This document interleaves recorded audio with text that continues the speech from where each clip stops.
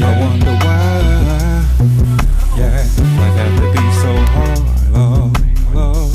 Now life, here to do that car, yeah, sign at a TV, yeah, just what our people need, Lord, Lord. The house of consciousness, come get it off your chest, come get it off your chest. Spreading information through the city streets, the word been traveling street to street.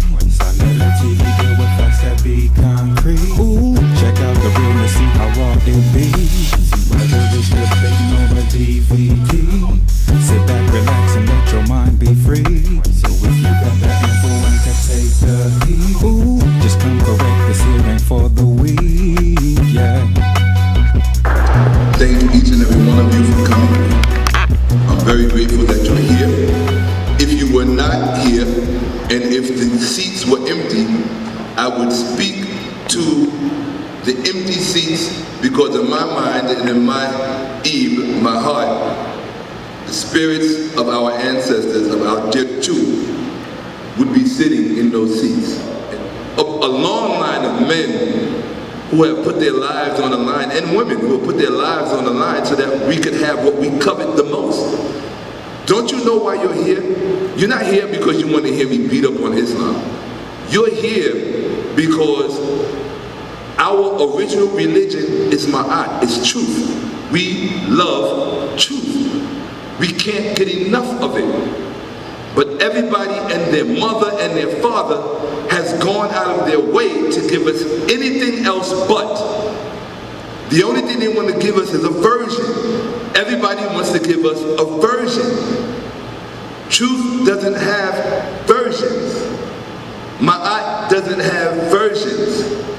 You're here because you are presuming that I'm going to present truth to you. In the end, you will have to make that decision. I know what resonates with me as truth, and so you're getting the opportunity to share in my standard of truth.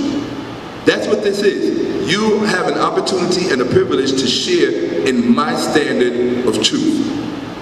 And it's not a standard that comes easy. Believe me when I tell you. So I need a volunteer for the audience. Well, the first thing I want to say to all those people out there that send me fan mail on Facebook and YouTube, unbelievable stuff. The love, because sometimes it brings tears to my eyes. I'm not going to even lie. I want to thank you for all of the security and protection you sent down here for me. I'm being sarcastic. Real talk. Y'all love me. Y'all supposed to send people to protect me. Protect the people who are bringing you things that you value. If you're not, I learned something. I used to work for Italians. I'm not going to tell you what kind of Italians because I could get in trouble. Take my word for it. I used to work for Italians, the kind you watch in the movies. And they taught me something. It was a great learning lesson in my life. They taught me that what you cannot protect, you do not own. That's what they taught me. The greatest fundamental lesson I learned from Italians. And these are some deep people. They taught me that if you can't protect it, you don't own it. And it's just really that simple. All right, let's get it on. Okay, here we go. Here we go.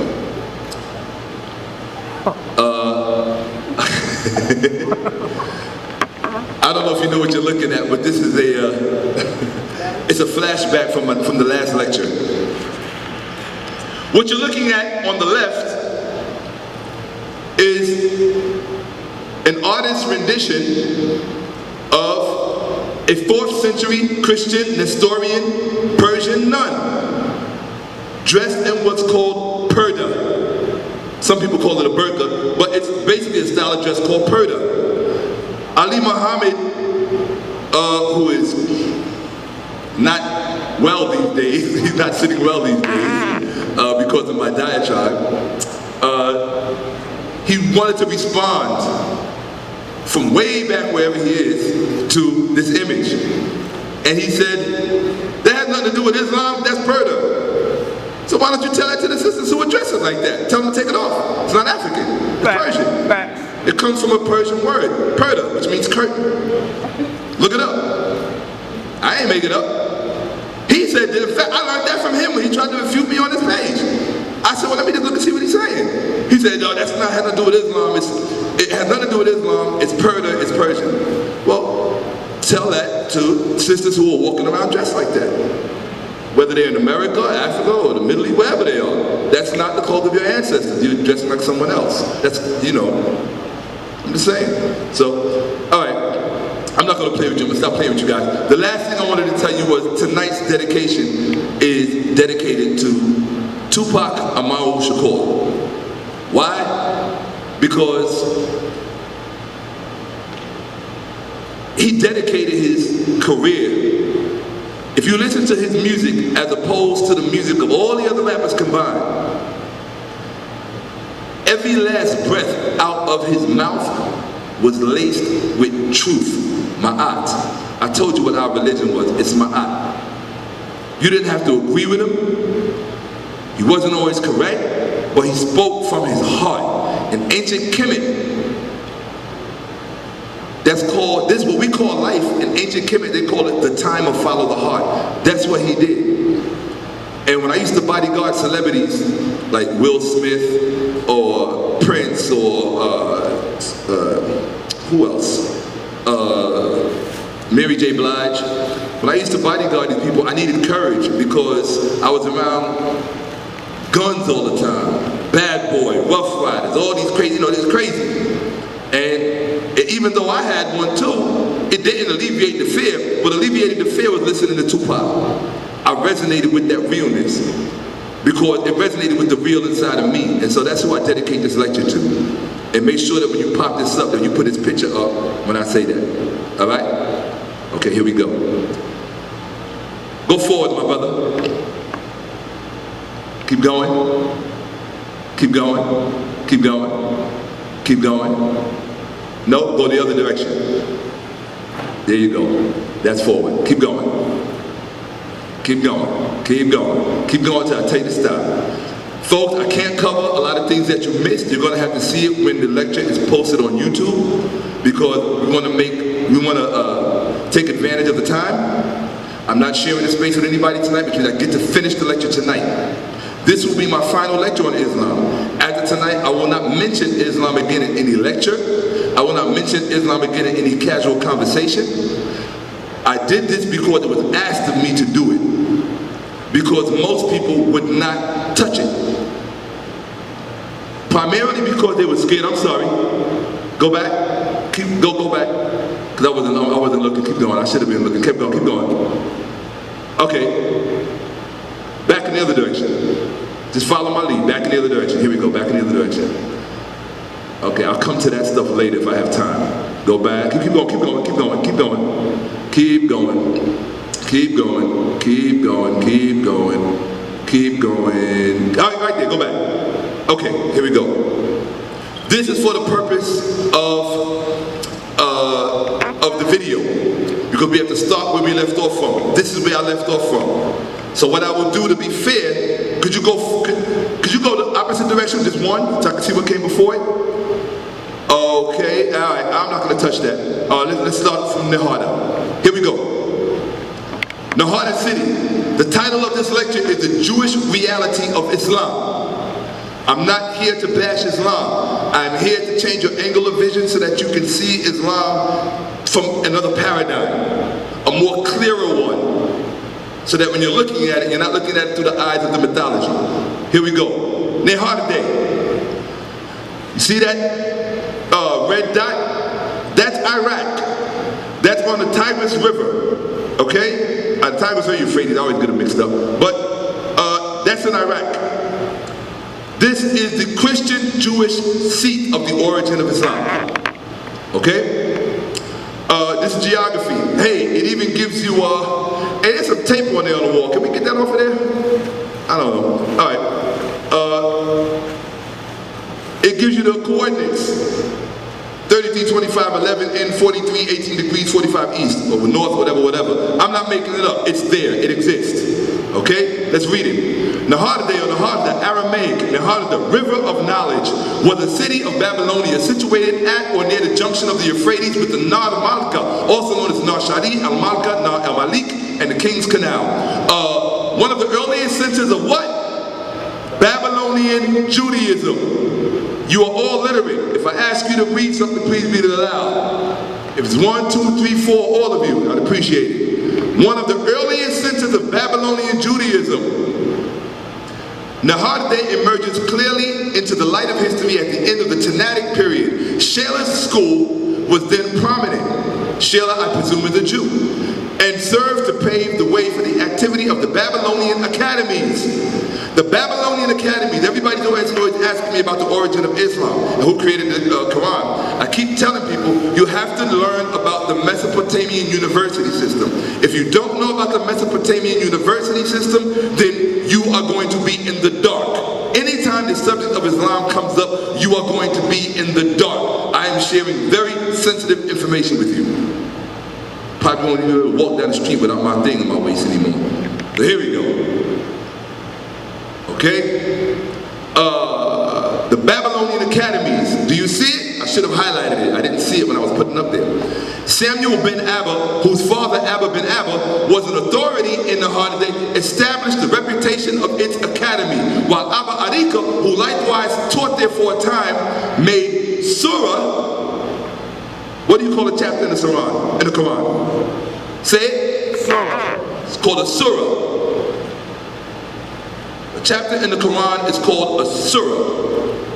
You're about to find out why it's called a surah.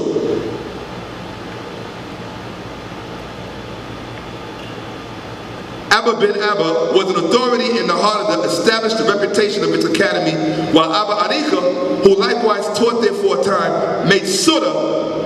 What is surah? It's one of the Babylonian, it was one of the Jewish Babylonian academies. What does it say up top? It's highlighted. One of the earliest centers of Babylonian Judaism, Nahardeh. Right here, it says, Nahardeh established the reputation of its academy, while Abba Arika, who likewise taught there for a time, made surah, Nahardeh, situate the seat of an academy destined to achieve a still greater reputation. So now, you're going to learn why a chapter in the Quran is called a surah. Go to the next page. Nahardeh 2. The history of Nahardeh is summed up in that of Samuel's activity. Soon after his death, 254, it was destroyed by Papa Ben Nessa. So this is Babylonia in the 3rd century. There's no Islam on the scene. Doesn't exist yet. But you have a Jewish academy called Surah.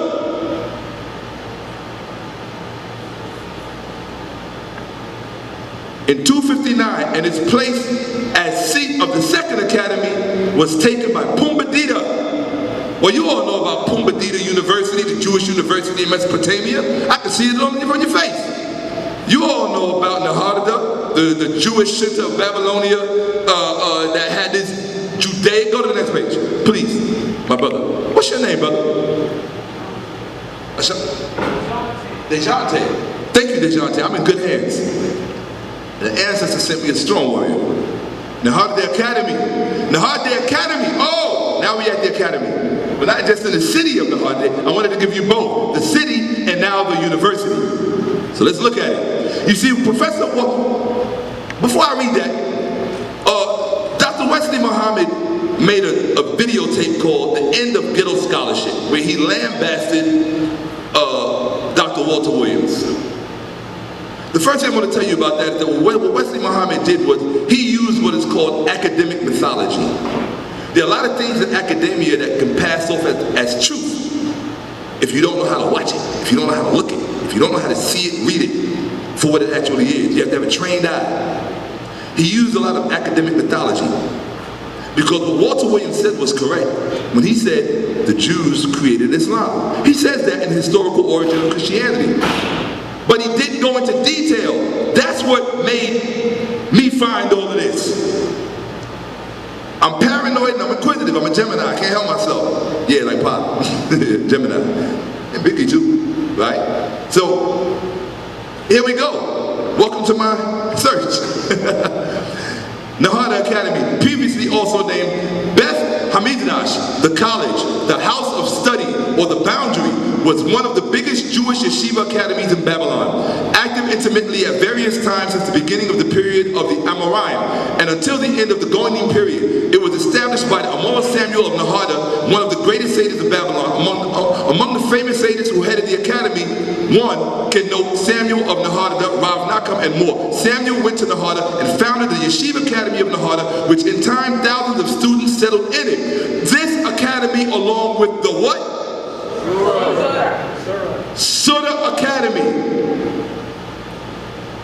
This Jewish academy that they're talking about, along with Nahada Academy, right? He says, Samuel went to Nahada and founded the Yeshiva Academy of Nahada, which in time thousands of students settled in it. This academy, along with the Surah Academy, which was founded by Abba Arika, you better believe he was not a Muslim. He was a Jew, a Babylonian Jew. Islam does not exist yet, but you have a Surah University. Damn. Okay. Here we are. Opened a new, it was founded by Abba Arika, Rav, called Rav, opened a new era in Jewish history, an era which Babylon was the center of Judaism. Now you don't understand what this means, how deep this thing really was. Babylon was not just the center of Judaism for the Jews in Babylon, it was the center for worldwide Judaism. Jews nowhere, let's give it up for Imam Bashir. My brother. Absolutely. Didn't bring the wife, the queen. She's not with you. I love her when she comes. She's a wonderful person. She's a wonderful spirit. No Jew on the planet during this time made a move unless they consulted the Jewish academies in Babylonia during this period. No Jew in the North Pole, no Jew in Germany, no Jew in the South Pole, no Jew in the Bronx in the 2nd century AD, no Jew in Riverdale, no Jew on the Lower East Side, no Jew in Palestine, no Jew in Italy, no Jew anywhere in the world made a move unless they consulted this academy, these academies. The same way Islam has its 4 academies set up to decide what is and what is not in Islam. Now you know where they got it from. They used a model. Let's go to the next slide. Nahada Academy 2. After Abba Arika's death, many students from the what academy? What is that? Say it again. Surah Academy. So when you're speaking to a Muslim and he wants to know what Jewish college you're talking about, say it loud. What is it? Surah Academy. So they want to read from Surah 1, Surah 2, Surah 3. I say, wait a minute, let me read you from real Surah. Go ahead. Okay? You keep your chapter. I'm going to give you the university. Where it come from. Okay? Most dangerous thing on the planet, an African with a brain. You wonder why they came into Egypt and why they did us the way they did and why they forbid us to learn to read and write in this country? They understand that what we have is much more exceptional than what they have. It's not your butt that matters, it's not your hair, it's what's underneath that hair. It's what's behind your eyes. That's what matters. Let's get it. Where we at, folks? After Abba Arika's death, many students from the Surah Academy moved to Nahada Academy, which was headed by Samuel, despite the fact that Rav Kana III from Nahada Academy was subordinated to Surah Academy. From the time Abba Arika died and onwards, many times the heads of the Nahada Academy came to visit Rav Kana in Pum Nahada, with the intention of strengthening the ties between the 2 academies. This reinforcement of ties between Nahada and Pum Nahada is attested by the fact that Kahana III gave his funeral oration to Rav David of Nahada at Pum Nahada, a funeral oration, most probably in conjunction with the fact that Rav Kahana III was a disciple of Rav Zevid of Nahada. After the death of Samuel, the academy split. The academy itself, headed by Rav Huna, a disciple of Samuel, moved where? To Surah. While another student of Abba Arika and Shmuel, Judah ben Ezekiel, founded what? The Pumbaa Dita Academy. That's from, you want sources? Jewish Encyclopedia, a descriptive record of the history, volume 9, edited by Isidore Singer, Sirius Adler. Because you're going to say Shakka said it. And that's a lie. I never share my own beliefs with anybody, they're personal. You have never once in any lecture heard me share a belief. I don't do beliefs. I'm giving you evidence, you do with it what you will. Believe! Oh! Okay, let's go to the next slide. Pumbedita City. See, I always give you the city first, so you can locate it. You see the coordinates up there? I didn't write that. See the coordinates? I'm giving you the city first. Pumbedita, sometimes Pumbedita. Pumbedita and Pumbedisa was the name of a city in ancient Babylonia, close to the modern day city of Fallujah. You are hear about Fallujah on the news every day. If you're listening to the news, warring in Iraq, fighting in Fallujah, the Marines in Fallujah, well yeah, there you go. You didn't know it was all Jewish. Before Islam came on the scene, it was all Jewish. That whole area, Iraq, you know, Saddam Hussein, when you think about that, we constantly think of Muslims, Islam, and that. No, it was Jewish. Okay? Pumbedita, sometimes Pumbedita, was the name of a city in ancient Babylon close to the modern day city of Fallujah. The city had a large Jewish population and was famed for its Talmudic Academy scholarship, Academy scholarship that together with the city of Surah gave rise to the Babylonian Talmud. The academy there was founded by Judah ben Ezekiel in the late 3rd century. So you got Surah Academy in Iraq, Surah, a Jewish academy in a Jewish city in Iraq. There's no Islamic Surah in existence anywhere at this time. The only people that can say Surah at this time are the Jews. I didn't write that. Go to the next page, please. Pumbedita. Folks, learn, you see what those red dots are? I'm gonna show you a little trick. It helped me. You see those 2 blue bodies of water right there? 1, 2. See it? Always keep your eyes on that area, because this is the area we are going to unmask. This area right here, okay? I don't even know the name of those lakes. I would love to, hey, I need to find out, right? But those 2 bodies of water, this is the early millennium area in the Common Era where Judaism was going on a level that you and me have no knowledge of. Well, I got knowledge of it. And now, because y'all messing with me, y'all got knowledge of it. This was big Judaism. Their own university system. Okay? Pumbedita Academy. Sometimes Pumbedita. Pumbedita was a Jewish academy. Did I read that already? Okay, well, let me read it anyway. Along with the Surah Academy. At the time, the Academy of Pumbedita Surah became the most influential. I don't know if I read. Did I read this already, folks? I did the whole thing? Did I read this already? Well, y'all ain't paying attention, I'm reading it again.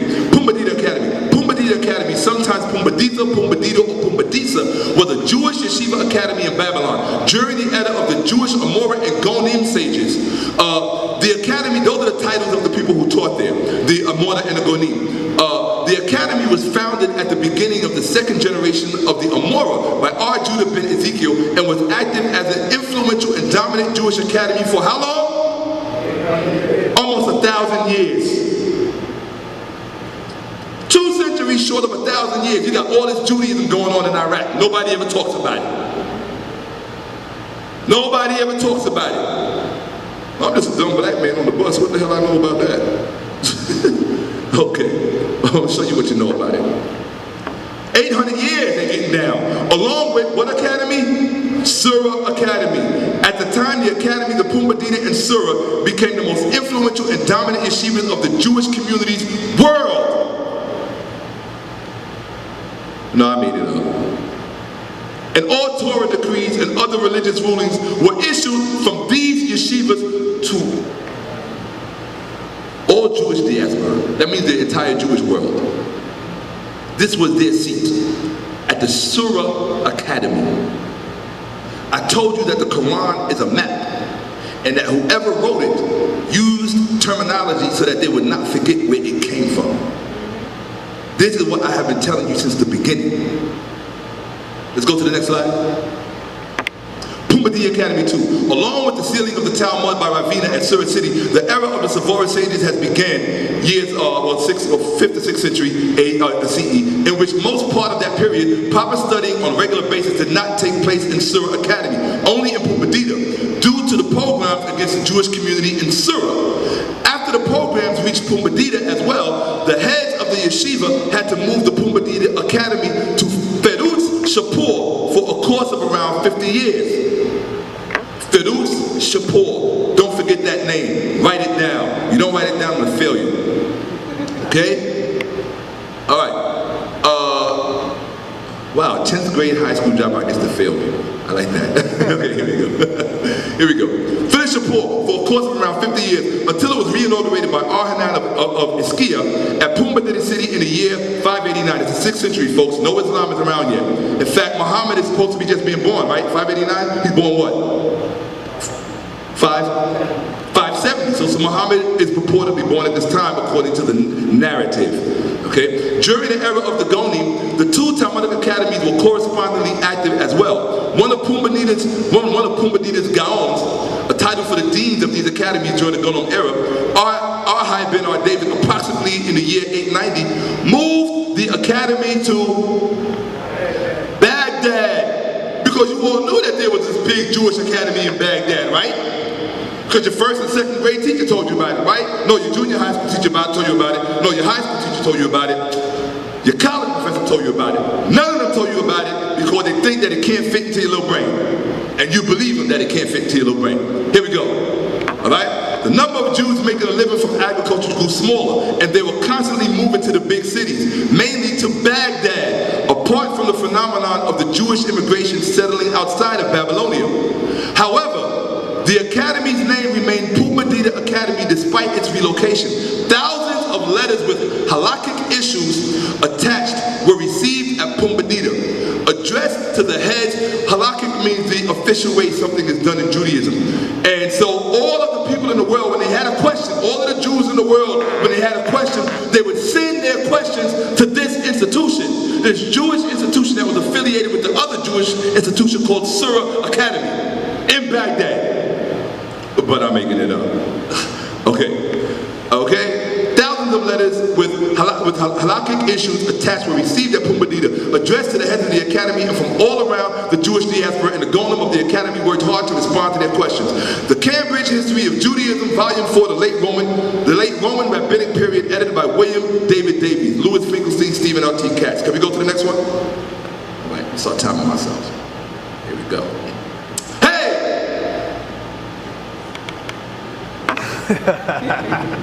Hey! Surah.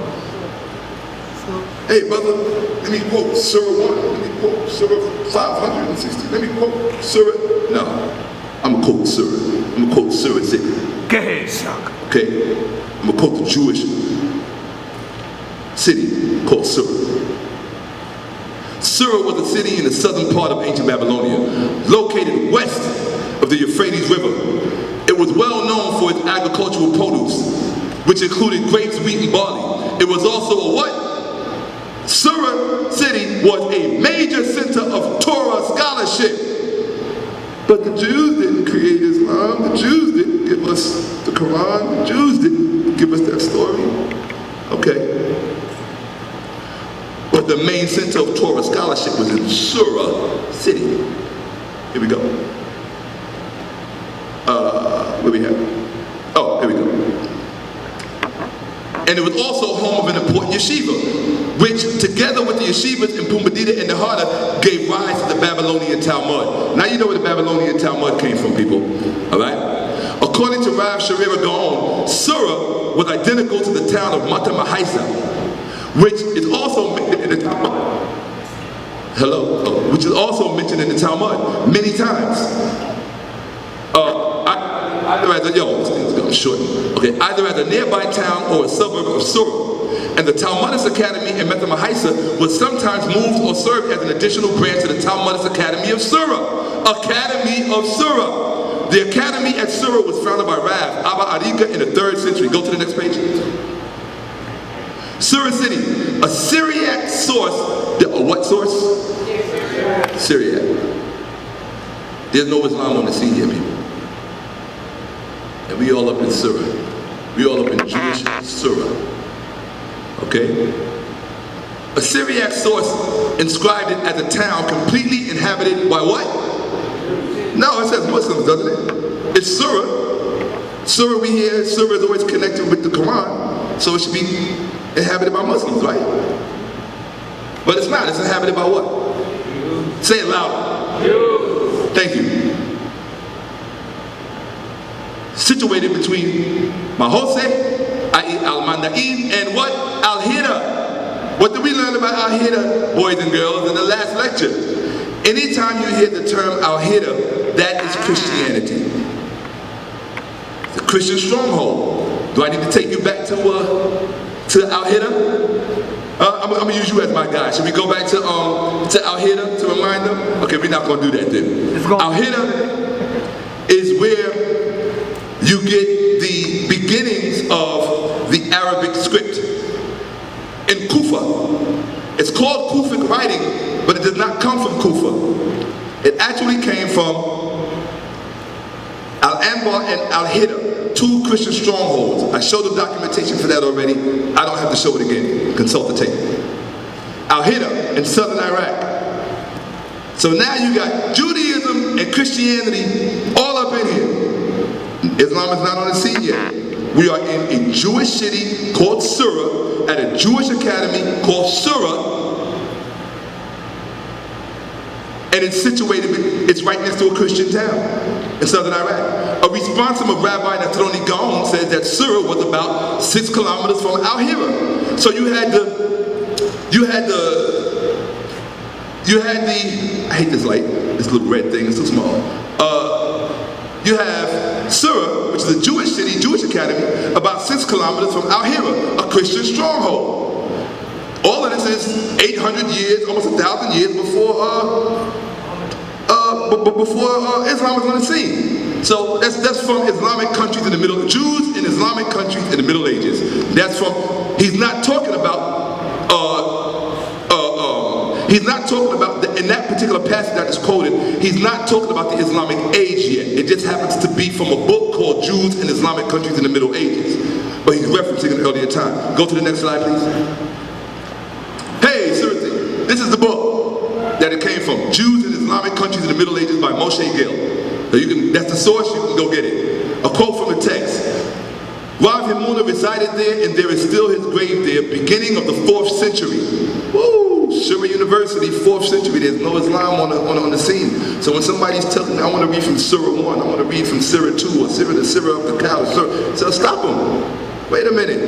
If we're going to talk about surahs, we have to talk about the Jewish university called Surah, in the Jewish Babylonian town called Surah. Don't you ever forget that.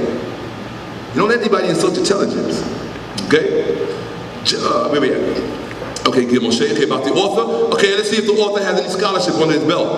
Moshe Gil is a PhD, 1970, Oriental Studies, University of Pennsylvania, Professor Emeritus of Jewish History at Tel Aviv University. He has published extensively on medieval Jewish and Arab history. His publications in English include documents of the Jewish Pious Foundation from the Cairo Geniza, 1976, and the History of Palestine, 634-1099. Let's go. Cambridge University Press. Go to the next one. Hey! Does it say NYU? Does it say Hunter College? Does it say Princeton? Does it say Harvard? No. What university is that called? What? Surah University. Surah Academy. Surah Academy was a Jewish yeshiva academy in Babylon, one of the 2 major Jewish academies, along with the Pumbedita Yeshiva University, from the beginning of the era of the Amora sages and up to the end of the era of the Goinim. The Yeshiva Academy was founded by the Amora Abba Avika Rav, a disciple of Judah Hanasi. Among the well-known sages who headed the yeshiva, one can know Rav Huna, Rav Chiza, Rav Ashi, Yudai Gaon, Natronai Gaon, Saidia Gaon, and more. Abba Arika Rav arrived at Surah City to find no lively religious public life, and since he was worried about the community of the Jewish community in Babylon, he left Nehardada and his colleague Samuel of Nehardada. This is what the academy, it's a rendition of what any one of the generic academies would have looked like. Okay? Probably Hamlet's, you know, you just have to picture it in your mind.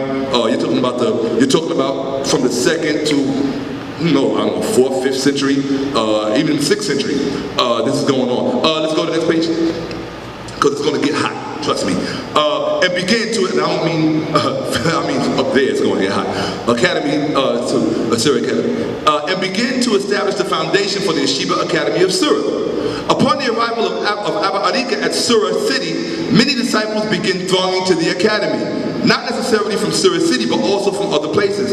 The establishment of the academy Surah was in what year? 225 AD. That means the Jews had a university called Surah in the 3rd century CE. There is no Islam. There is no Muhammad. There's no Quran. Actually, there is a Quran. But it's not an Islamic or Muslim Quran. We'll get to that. Damn. Okay? Shakka going in tonight. And around 67 years after Abba Arika's arrival at Babylon. At times, the academy was moved to Mathamahisha, a suburb of Surah city. And after a while, a Torah center was founded there as well. Abba Arika's Yeshiva Academy included 1,200 disciples. The center addressed a large community. The Yeshiva Academy was divided into sections.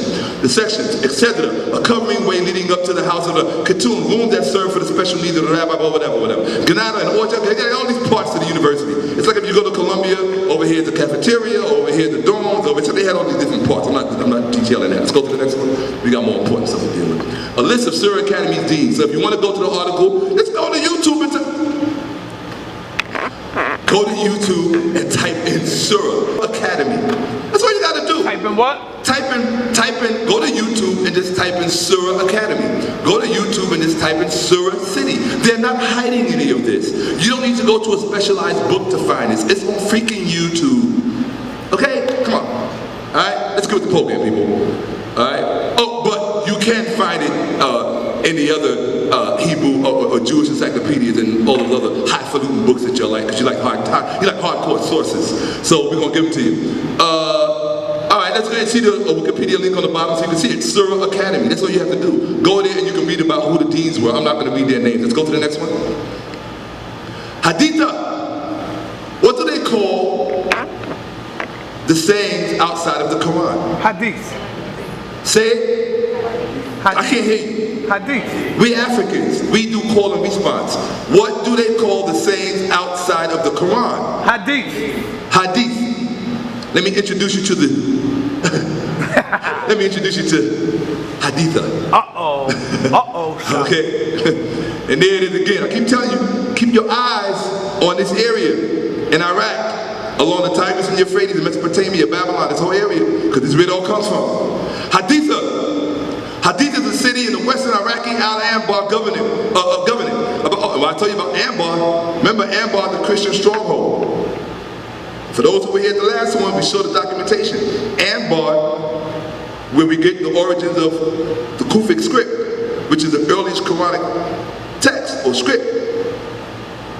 Abd al-Malik, Dome of the Rock. Okay? Haditha is a city in the western Iraqi Al-Anbar Governorate, about 240 kilometers northwest of Baghdad. It is a farming town situated on the Euphrates River. They're the coordinates, you can read them yourself. Its population of around 100,000 people. It's predominantly Sunni Muslim Arab. The city lies near the Buhayrat al-Qadisiyah, an artificial lake which was created by the building of the Haditha Dam, the largest hydroelectric facility in Iraq. On 19 November 2005, 24 Iraqi non-combatants, including 11 women and children, were killed by 12 Marines from 3rd Battalion, 1st Marines. The U.S. military is investigating these actions. A captain and lieutenant colonel have been relieved of duty. Another captain was relieved of it. I wanted to show you this because if you watch the news, you will see that this place is in the news every day. It's in the news every day, and it's under an Al-Anbar government, a Christian government. Because all of you know what's going on in Iraq right now, and you all know what's going on in Syria right now with the Christians over there, right? That the Muslims want to make disappear. But I will explain to you the real beef between Christians and Muslims as we go on, if I get time. Let's go to the next one. Hey, okay, some allege, okay, with the same massacre that we're talking about that was in the newspapers, when this is from the Iraqi war, when some Marine over there in Haditha killed some innocent people, women, children, and everything. So the rest of the article continues.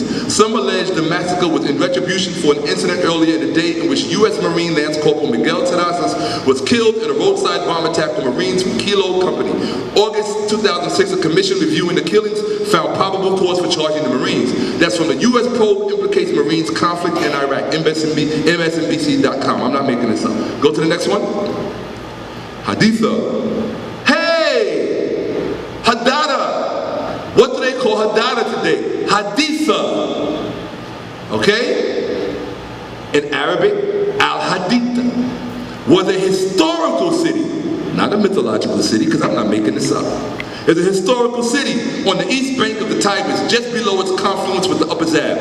The city flourished, it's right up here, I'll show you where it is. See that arrow is? I actually put that Haditha there on the map because it doesn't show it on the map that I was looking at, but I already knew what the coordinates were, so I just put it right there. See where it says Upper Zab River, right here? That's where Haditha is right there, okay? So it's all along this Tigris-Euphrates region. The city flourished during the Sasanian and early Islamic periods. The town was apparently established by the Sasanians, those are the Persians people, all right? Hence its Persian name, Nokon, literally newly founded, which corresponds with its Syriac and later Arabic names, okay? According to al-Baladudi, the town gained its name when the inhabitants of Firuz Shabor, these are Christians. Anybody coming from Firuz Shabor at this time, anybody who's coming from Firuz Shabor is coming from Al-Anbar. Al-Anbar is an Arab Christian stronghold, the former kingdom of the Lakhmids. Don't forget this. Al-Hida, Al-Anbar, the two neighboring cities, these are Christian strongholds. So when he's telling you, I had to translate some of this for you because you missed some of the first one. You missed a lot of the first one, all of it. Firuz Shabor, it said that the town gained its name when the inhabitants of Firuz Shabor of central Mesopotamia migrated to this location and transferred the name of their newly founded city with them. That means they went from here, right around, which would have been right, oh here's Baghdad. So they went from here, this region, and then they migrated up here, these Christians, all right? They were actually probably Jewish Christians, and they migrated, because they all come from Syria and all this area, and they migrated up here to Haditha, from where you get your Hadith. So you already have your Jewish Surah, now you have your Christian Judeo Hadith. Let's go to the next one. Firuz Shabor, this is an interjection. Anbar, okay, Anbar was originally called Firuz Shabor. There it is, Anbar. And we just said that they came from, the people who created Haditha came from Firuz Shabor. So let's check out Firuz Shabor, or Anbar.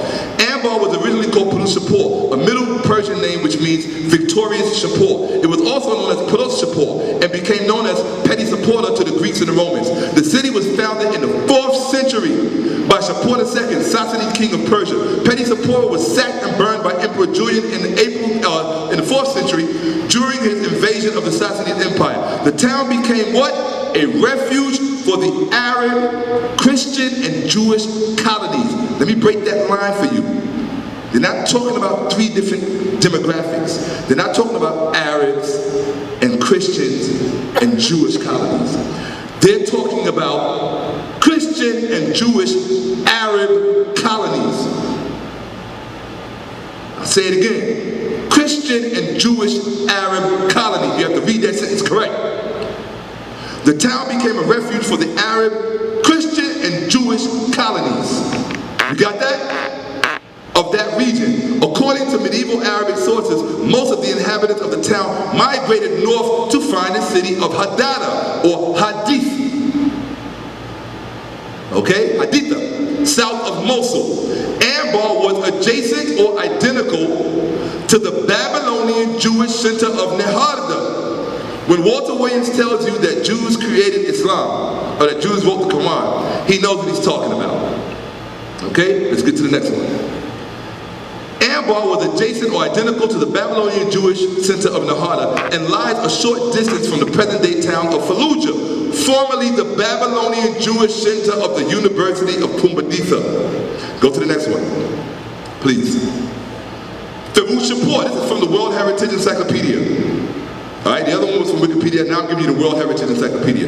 Firuz Shabor, Anbar, was a town in Iraq at latitude 33 degrees, 22 degrees north long, longitude 40 degrees, blah, blah, blah, blah, on the east bank of the Euphrates, just south of the Nard Isa. just south of what? The Nar Isa. You ever heard the name Isa? All of my Islamicists? You ever heard the name, Malik, you ever heard the name Isa? That's what in Arabic is Jesus. That, in Arabic they tell you that's Jesus, right? Isa. Okay, well here. This place, Al-Anbar, Shapur, that was a Christian Jewish stronghold. It was right next to this place called Nar Isa. Nar Isa is a river, it's a lake, it's a river. We're going to talk about that river. I told you the Quran is a map. Whoever put the terminology in that book, put it there so that those people with this history would know where it came from. Okay? They put their stamp on it. History. Anbar was originally called Shapur, a Middle Persian name which means Victoria Shapur. Was also known that we already read that. Okay, go to the next one. Hadith. The city became known as a bishopric center of the Church of the East. Do you remember when I showed you that woman, that Christian woman that was dressed like she had a burqa on? Remember when I showed you that? That was the Church of the East in Haditha. Okay? The city became known as the bishopric center of the Church of the East within the ecclesiastical province of Adiabene. Don't forget Adiabene, because Adiabene was a Christian kingdom, modern day Armenia. It extended all the way to modern day Armenia. There existed also a substantial number of Jews, listen now, many of whom were converted to Christianity at the hand of its Bishop Titus of Hadada in the 6th century. 6th century, folks. This is when Muhammad is supposed to be doing his thing.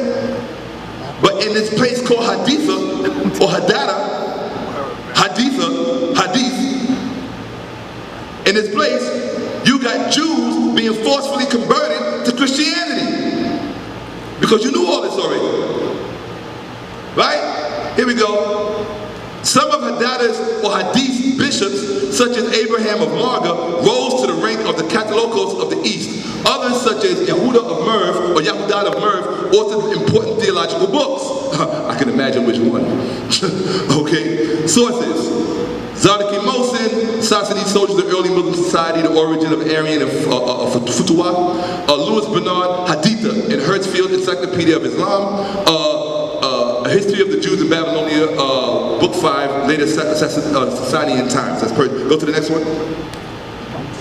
So now you have just seen your Christian Judeo Hadith. You saw your Christian, your Jewish Surah. Okay, so we got Surah and Hadith down. Let's go on to the next one. Moshe Zakari finished his PhD. Oh, this is the guy who just authored what we looked at. Those are his credentials. You can get the PowerPoint or look at it later and read his credentials. I'm not reading all of that. Go to the next one. The guy's got more PhDs in a little bit. Go to the next one. Now Isa. Hey! Everybody likes Isa, right? If you read the Quran, they teach you about Isa and Isa's Jesus. Isa and Musa. Right? No, they tell you Isa, I-S-A, Isa, Jesus. I told you the Quran is a map. And that the people who wrote it put terminology in there so that the people who actually had the actual history would know where it came from. Nar Isa. The Nar Isa, right there, folks. Here it is. The Nar Isa, the river stream of Jesus. That's what it means, the stream of Jesus. Well, that's how it's translated. Or the Shakka Canal, the northernmost canal connecting that river with the Tigris. Nar means river in Arabic, so it means the river Jesus. Go to the next one. Okay, the stream or the rivers. Oh, here we go. I bet you every time you see that word surah from now on, you'll never look at it the same, will you? I asked you a question. No, sir. Will you ever look at that word surah the same? When some Muslim starts talking about, when Dr. Wesley Muhammad and Ali Muhammad say, quote surah this, quote surah that. No, quote surah that. Alright? The stream, river of Isa. Why is that river? I just showed you a river called the River Isa.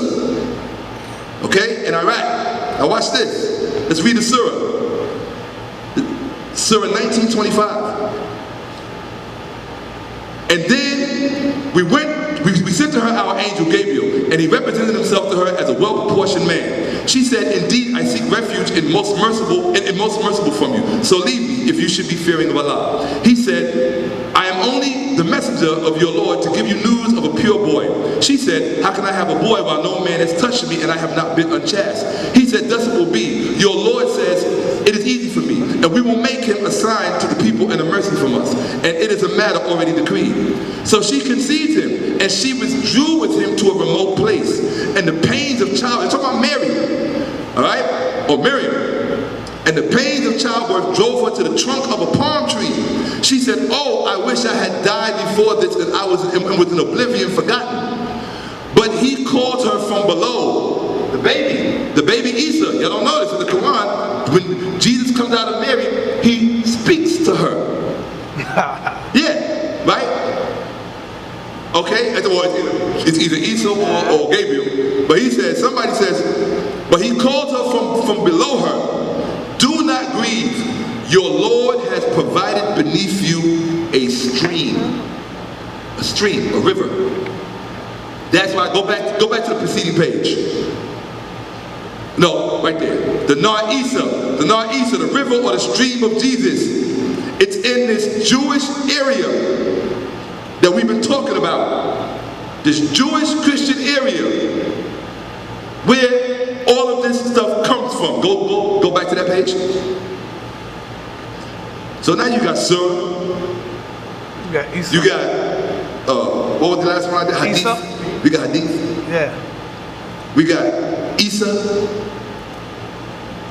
Yeah, it is, the river Isa. Go back, I think I'm making it up. I'm gonna read it again. The Nar Isa, the river stream, Jesus or Shakka Canal, the northernmost of the canals connecting that river to the Tigris. Go and look it up, people. Google it. Okay? Google it. Nar Isa, there it is.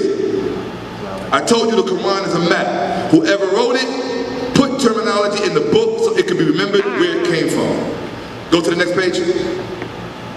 Nar Isa, the stream of, no, next page. Here we go, Nar Isa third. Pronunciation, Ipanar, translation into English, river, now, large stream which drains the landmass, blah, blah, blah, blah. Oh, let's see where it came from. What does it say here? It says, which came from the eastern Syriac, the Nar. Okay, so the term Nar comes from, well, in Arabic it's Nar Isa.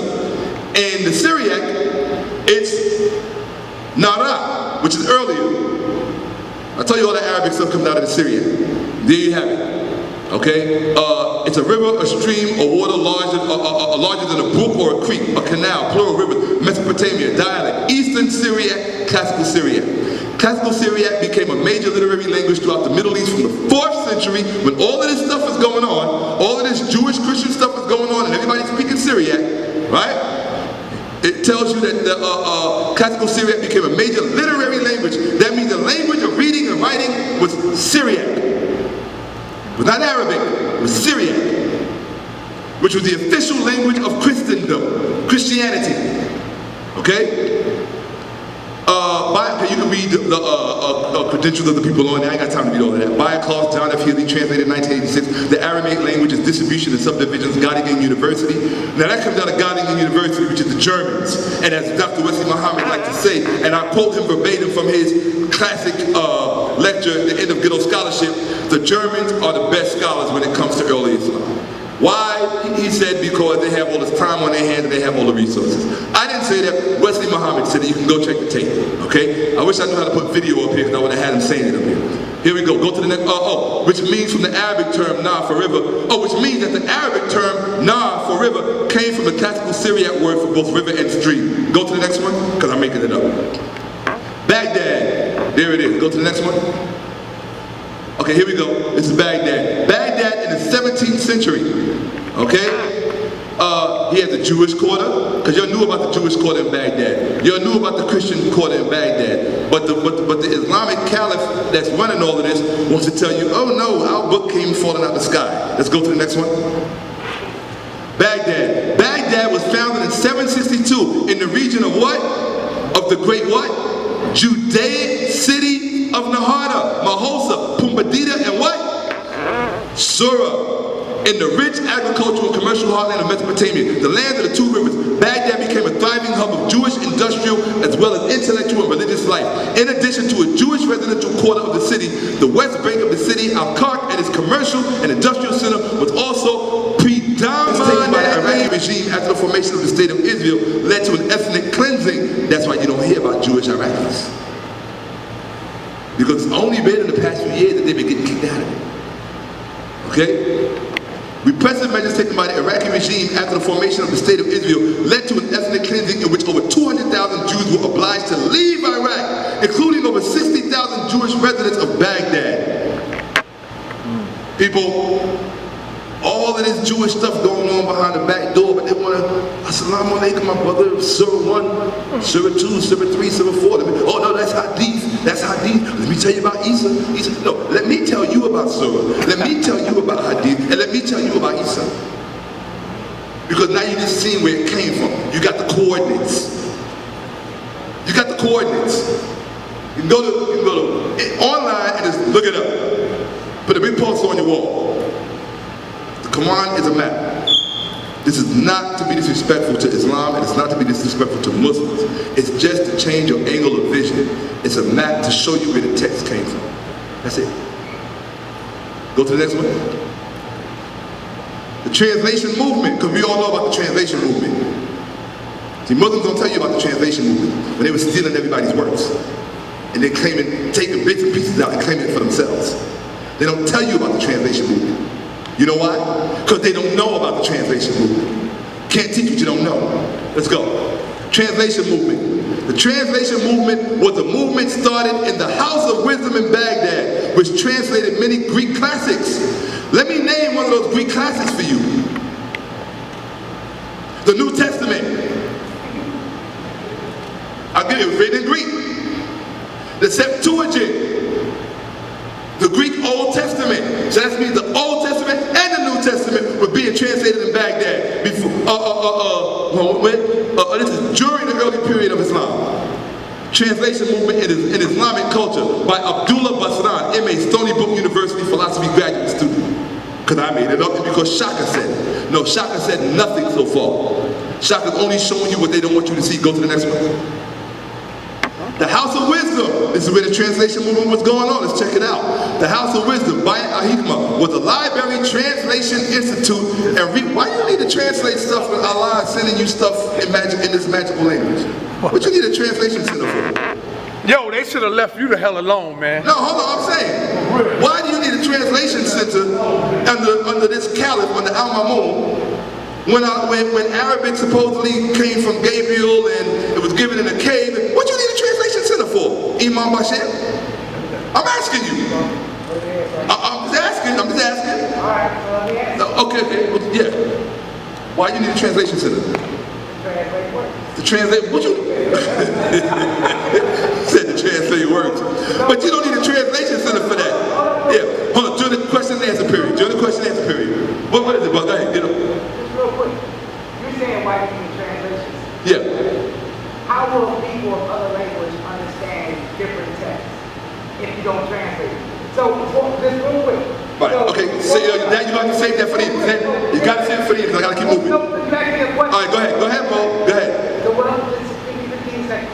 I'm saying is that till this day, our community has translation centers as well, where we translate the Quran in over 70 different languages so that people can understand the meaning of the Quran. So what's your point? Thank you. Okay, you said they had translation centers so that people could understand the Quran.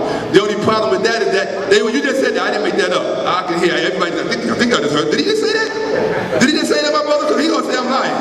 He just said they had translation centers so that they could translate the Quran so that other people can understand it. I said our community. Oh, your community today. Okay, well that community back then, they were stealing other people's works.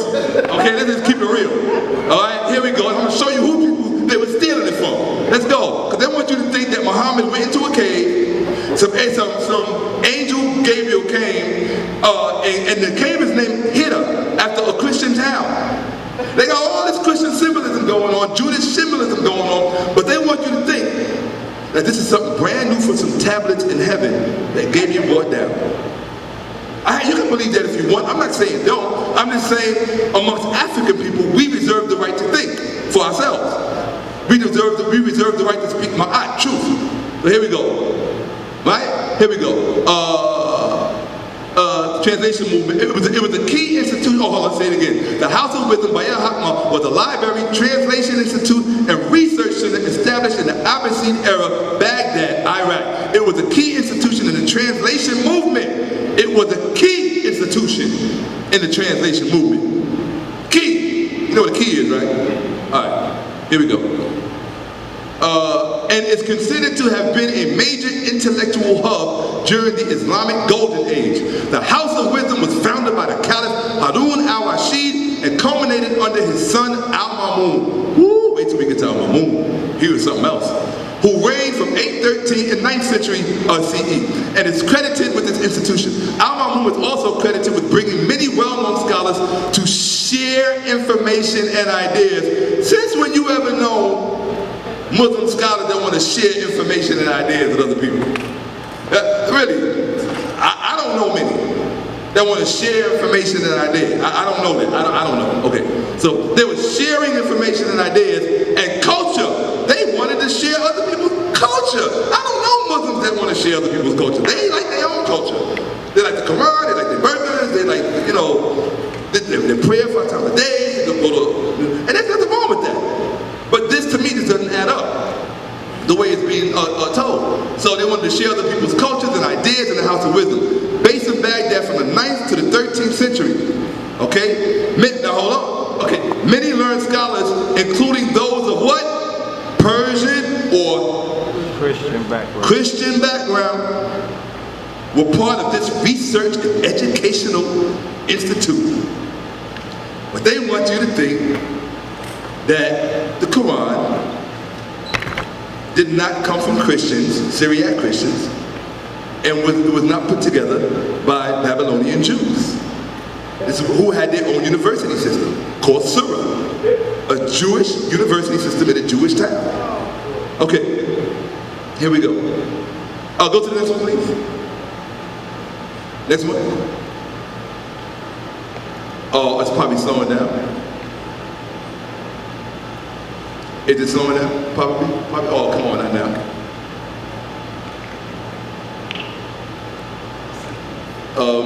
Imam Bashir, are you doing some African voodoo on me? I know how you Muslims like to get down right about he do voodoo. What happened? It's not working? Oh man, that's crazy. Can somebody grab Brother Reggie outside? Yo, Reggie! Well, as you can see here, we got this translation movement that most of us don't know anything about. You say it again? Could you make it go? I appreciate that. Just hit the up button.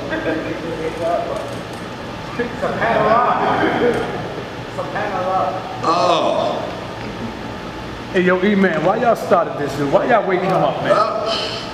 Why y'all wake this dude up, man? I mean, it's nothing wrong with education. It's just education. But now look, so far, you have not heard me attack any Muslims. You have not heard me attack Islam. That's All right. I'm doing is giving you the facts, historical background of where this terminology comes from. Because to me, I'm a linguist. People say, well, you don't, what did Malik say in the interview? Shakka don't speak Fuchsia Arabic. No. I don't. But you know what? I heard you.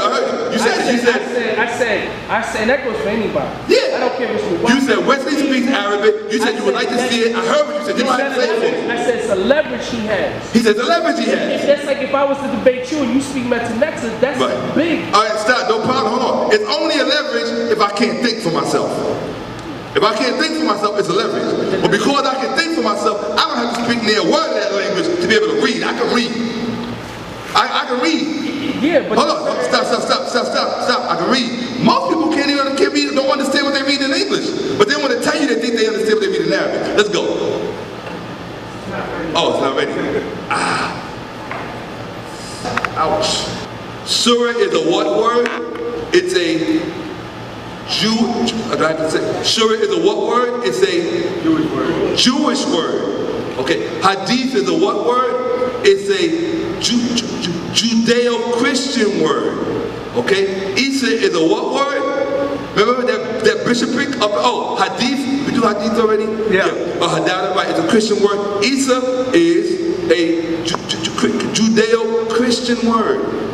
So this is Judeo-Christian terminology. That's all I'm saying.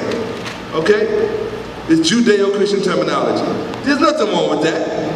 There's nothing wrong with that. That the Christian, Jewish Arabs of the region use that terminology, and it was developed later on into something else. All I'm saying, if you're going to tell the truth about where something came from, just tell the truth about where it came from. There's no crime in telling the truth. What language they spoke? You understand what I'm saying? What language? What language were they speaking? More or less Syriac, Aramaic, Syriac, Aramaic. You want to show that they were speaking Syriac? Oh, that was all. You have to go back to the first part of the lecture for that. So you have to see that, 'cause I already showed that. Yeah, I already showed that. I showed the migration of, I showed the migration of the Arabs from Southern Arabia, by way of Northern Arabia, coming out of the Lakhmids and others, going up through the Hijaz, going up through the Levant, and going over into Syria, Damascus, Iraq, and Iran. I showed all of that, so I'm not going to do that again. Thank you. Yeah, I showed Arabs doing that. Yeah. I showed it. I know I actually documented it. I documented and showed it. Okay. All right. Okay. Here we go. Oh, no. Go back the other direction. We're going in the wrong direction. Thank you. I hear that. Yeah, that's last week. Everybody shares, man. And you didn't even call me this week. You're supposed to call me. All right, next one. No, it's wrong direction. I think. Okay.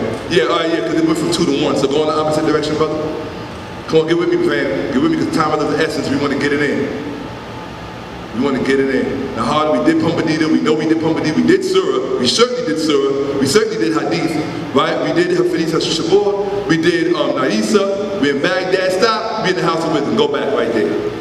Okay? Okay, go on to the next one, please. We got these Christian scholars up in this House of Wisdom doing in the translation movement, but they want to say that the Quran didn't come from the Christians and the Jews. Besides translating this book, you said that the translation, since it was translating the Quran into other languages for people to go, you hinted at that. You hinted at, you made the allusion to that. Relax. Well, let's just say what it is. It's going to be all right. Let's say what it is. All right. Let's say what it is. Besides translating books into Arabic and preserving them, so in the House of Wisdom, these Arabs were translating other people's books into Arabic. They don't tell you that. Well, probably because they didn't have any books. How do you come from a civilization with no books and all of a sudden you got this one masterpiece called the Quran? You can only say God gave it to you. Because you don't want to say that you were translating other people's books into Arabic. And now you know why the best scholars tells you that the real origin for the Quran is much later than the 7th century. They prefer a 9th, 10th century origin for the Quran. Yes, they do. Yes, they do, and I'll show you that documentation as well. Let's continue, let's where we at. Besides translating books into Arabic and preserving them, scholars associate, and you're looking at the House of Wisdom, by the way, that's what it is. I wanted to give you the image so you can see what it looked like. That's the real thing right there, folks. Besides translating books into Arabic and preserving them, scholars associated with the House of Wisdom also made many remarkable original contributions to diverse fields. I bet they did. During the reign of Al-Mamun, observatories were set up, and the house was an unrivaled center for the study of humanities and for science in the medieval Islam, including mathematics, astronomy, medicine, alchemy, chemistry. So wait a minute. Some goat herders and camel sheep herders in the space of 100 years went from moving goats and finding water wells to building observatories and having massive libraries. I wonder where some of them books came from. Let's see. Hold on, where we at? Because Islam is African. During the reign of Al-Mamun, observatories were set up, and the house was an unrivaled center for the study of humanity and for the science of medieval Islam, including mathematics, astronomy, medicine, alchemy, chemistry, zoology, geography, and cartography, drawing on Indian, Greek, and Persian texts.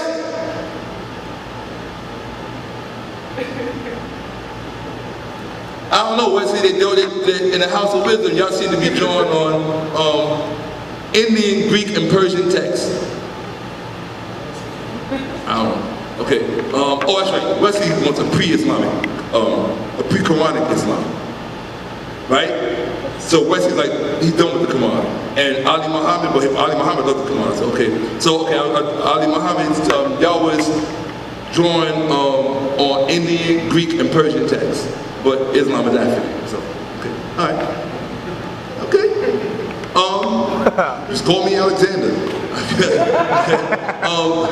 The scholars accumulated a great collection of world knowledge and built on it through their own discoveries. By the middle of the 9th century, the House of Wisdom was the largest repository of books in the world.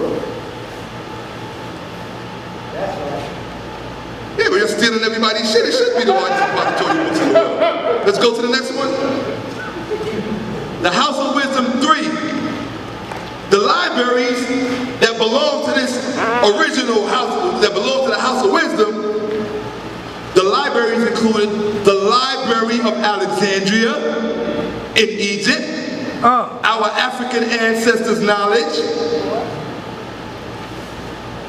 Yeah. Hold on. Why y'all need our pagan books? Why y'all? I'm asking you. Why y'all need our pagan books? Come on. Why you need? Yo, Wesley, Ali. Why y'all need our pagan books in the Library of Alexandria, where our ancestors' stolen knowledge and information was put by the Greeks? Why did y'all need that to be a part of your House of Wisdom? Tell me why. Because we Africans are pagans, so I want to know why you needed our books and our information and our knowledge so you could build observatories and claim all this stuff for yourself while saying the ancient Kemet was everything other than the child of God. Although now you're trying to claim Kemet too. Okay. You wanted to play? Okay. Where we at? The libraries included the Library of Alexandria and the Imperial Library of Constantinople and other centers of translation. How many centers of translation did y'all need? How many centers of translation did y'all need? If you got one book from a cave, why you need all these translation centers?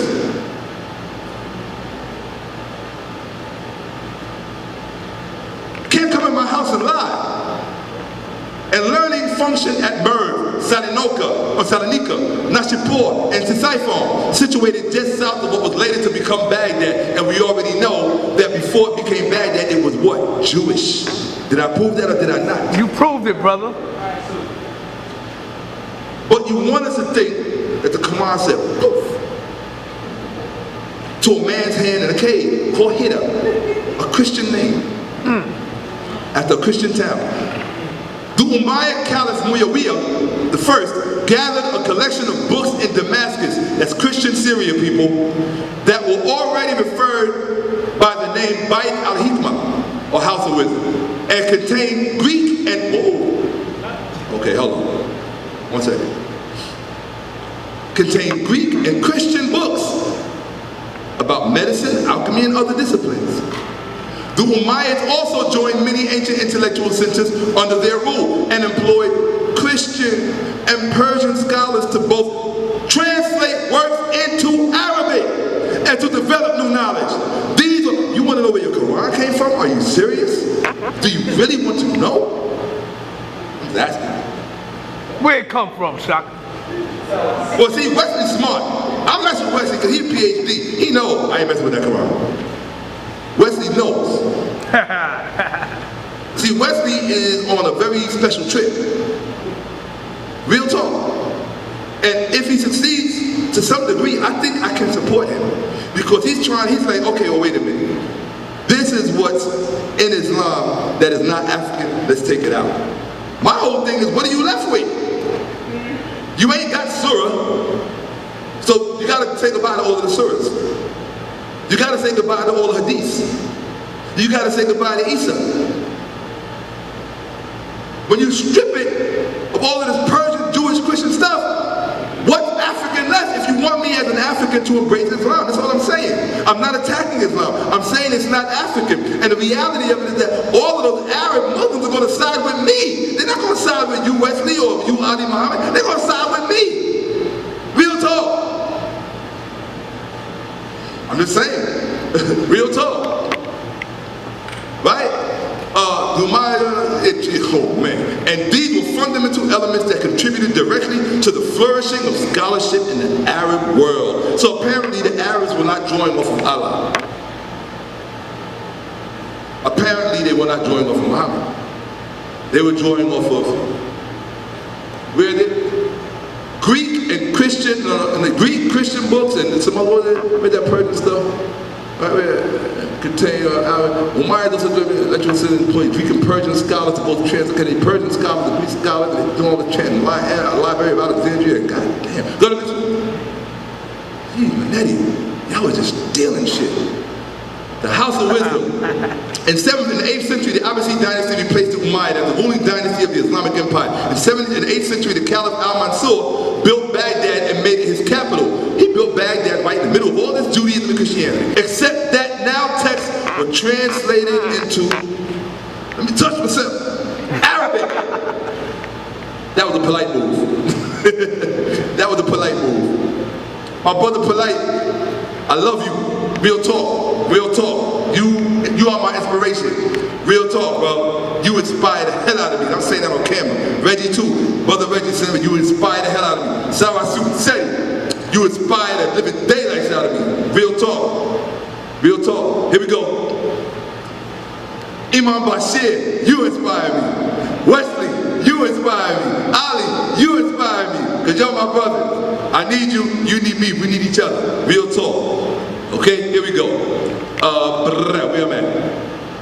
Baghdad's okay. Baghdad's okay, we'll translate it into Arabic. For this purpose, okay, let's read that again. Among those, let's read that. The Abbasid dynasty had a strong Persian bent and adopted many practices from the Sasanian Empire. Among those, that of translating foreign works, except that now texts were translated into Arabic. For this purpose, Al-Mansur founded a palace library modeled after the Sasanian Imperial Library, and provided economic and political support to the intellectuals working there. That means that the people that were working there, the scholars there, had free rent, servants, free food. Call it a scholarship. It's like a Columbia University. Okay? He also invited delegations of scholars from India and other places to share their knowledge of mathematics and astronomy with the young Abbasid court. In other words, the Muslims didn't know shit. The Abbasids didn't know shit. So they had to import knowledge from every place else. Everything except the Quran was imported. The Quran was imported from heaven. Everything else they had to get from everybody else. And then later on, they ended up writing their mythological history. They pushed the Quran further back earlier in time so that it would have nothing to do with this. I'm saying if your main book fell out the sky, why didn't the rest of your books fall out the sky? I'm just saying. I'm just saying. I think Wesley would ask the same question. That's why he don't really mess with the Quran anymore. But I'm not trying to disrespect you. I have a brain. Am I allowed to use it, or do I have to be ignorant and dumb and stupid in the name of your religion? Come on. It's not fair. Let's play fair. Under the sponsorship of Caliph Al-Mamun, 9th century, economic support of the House of Wisdom and scholarship in general was greatly increased. Moreover, Abbasid society itself came to understand and appreciate the value of knowledge. That means before the 9th century, they ain't no shit. They ain't no shit. It's something. Alright? Okay? It says right there. Itself came to more of an Abbasid society, itself came to understand and appreciate the value of knowledge. 9th century. And support also came from merchants and the military. Right? It was easy for scholars and translators to make a living. I bet it was. Here in the midst of stealing everybody's shit, everybody getting paid. And an academic life was a symbol of status. Remember that. An academic life was a symbol of status. Remember that. Wisdom was so valuable that books and ancient texts were sometimes preferred as war booty instead of other riches. This is what's going on. They preferred the books over money. Because they were stealing everybody's knowledge. Don't tell me Islam is African. Don't put a Quran in my face and tell me that this is an African book and it came from Africans. Don't do that. Because I know it came out of the House of Wisdom with all of its Christian Jewish roots. With all of its Christian Jewish terminology, and it lined up to let you know where it came from. But I'm making it up. Okay? Here we go. Wisdom was so valuable that books and ancient texts were sometimes preferred as war booty instead of other riches. Indeed, Ptolemy's Almagest was claimed as a condition for peace after a war between the Abbasid and the Byzantine Empire. When the Arabs went to war with the Romans, they said, "You want peace with us? Let me get that book." Did I just document it? I'm asking you. I'm just asking you. I'm sure the source will come in a second. Oh, this is from Wikipedia. Go read it yourself. It has the sources on the bottom of the page. Ptolemy's Almagest was claimed as a condition for peace after a war between the Abbasids and the Byzantine Empire. That's deep. Can you imagine that? Oh, Vietnam stopped because somebody said, "Okay, if you let me get that book, we stop bombing." That's deep. Most of us don't even want to read. We want to look at music videos and play video games and go to They went to war for a book. You understand what I'm telling you? If you got books falling out the sky in a cave, why you got to go to war for everybody else's books? Go to the next one, please. The House of Wisdom. There it is. People exist there. It's still there today. The House of Wisdom was much more than an academic center removed from the border society.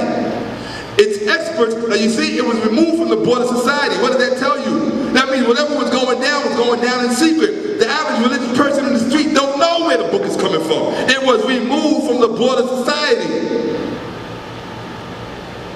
Its experts served several functions in Baghdad. Scholars from the Bait al-Hikmah usually doubled as engineers and architects in major construction projects. They kept accurate official calendars and were public servants. Damn. They went from being goat herders and sheep herders to engineers and architects and major construction projects after they annexed the Library of Alexandria to their own shit. And you want to know where the Quran and Islam came from. And it's Africa. All right, go to the next one. The House of Wisdom 4. Al-Mamun was personally involved in the daily life of the House of Wisdom. This is the Caliph, y'all. Regularly visiting its scholars and inquiring about their activities. He would also participate and arbitrate academic debates. Okay? Furthermore, he would often organize groups of sages from the Bait al-Hikmah into major research projects to satisfy his own intellectual needs. For example, he commissioned the mapping of the world and the confirmation of data from the Almagest and the deduction of the real size of the earth. See section on main activities of the house. He also promoted what? Oh! He promoted what? He promoted what? He promoted Egyptology. Why you Kimmy people want to be into Egyptology? Why did your caliph who was supporting the House of Knowledge and the House of Wisdom into Egyptology? Why? No, Dad, you learn it. No, I know this, son. Dad, you learn it. Glad you learn it. You can put on that front for everybody else. You can't do it for me, baby. Go ahead. Your arms are too short to box with God. Your arms are too short to box with God. Go to the next one. Go to the next one. Go back. He also promoted Egyptology and participated himself in excavations of the pyramids of Giza. Why are you coming in the pyramid? Why you, whoa. Here you are, caliph over in Baghdad. You accumulating all the knowledge in the world after your first book fell completely out of the sky in a Christian cave that got transplanted somehow to the Hijaz. And now you are excavating in Kemet. You're promoting the study of Kemet. So you got this early Abbasid caliph promoting the study of Kemet and going inside the pyramids of Kemet. Why are you coming inside the pyramids of Kemet for? What you looking for? What you looking for? Alright, hold on. Following his predecessors, Al-Mamun would send expeditions of scholars from the House of Wisdom to collect texts from foreign lands. In fact, one of the directors of the house was sent to Constantinople with this purpose. During this time, Sahil ibn Harun, a Persian poet and astrologer, was the chief librarian of the Bait al-Hikmah. Hunayn ibn Ishaq, 9th century CE, an Assyrian historian, Christian physician, and scientist, was the most productive translator, producing 116 works from the Arabs. Do you even understand the significance of what you are looking at? They want you to think that they thing fell out the sky. They want you to think that the Christians and the Jews, some of the people of the book, were on the outskirts somewhere. Muhammad may have heard something about their religion, and that's how the Quran may have come up. They don't want to tell you that they had an Assyrian historian, Christian physician, and scientist was the most productive translator, producing 116 works for the Arabs. You want to know where the Quran came from? For real? Real talk? He was known as the sheik of the translators, this Christian. Y'all called him the sheik of the translators because he was getting down for y'all. He was making it happen for y'all. Okay? And was placed in charge of the translation work of the Caliph.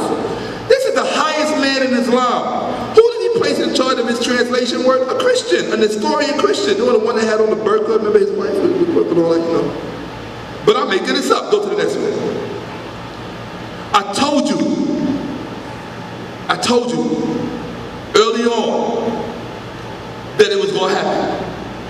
And y'all wouldn't leave me alone. Y'all should have let me make my little dumb music videos. Run around in my nimbus, talk about Hotep. Should just let me do that. But instead, people want to yap off at the mouth. Okay? Keep yapping. Because for everything that Ali Muhammad pulls out, and for everything Wesley pulls out, I'm going to put out 8 gazillion things to make it disappear. In front of your eyes. Real talk. Until they come with my eye and truth. When you come with my eye and truth, I will support everything you do 1,000%. And let me say for the record, I'm taking next summer off to read all of Wesley's works. What is correct, I will support 100%. What is wrong, I will destroy it. Only within my personal friends. Because I'm not doing any more lectures on Islam. I do not want my people to feel like I'm attacking them. And I have too many people invested in this religion to feel like I'm attacking them. I love my people. Okay? Now, the House of Wisdom. By the second half of the 9th century, Ahmose was the greatest repository of books in the world. And have you damn, first the Jews got the greatest repository. I ain't had a sip of water in how long, yo?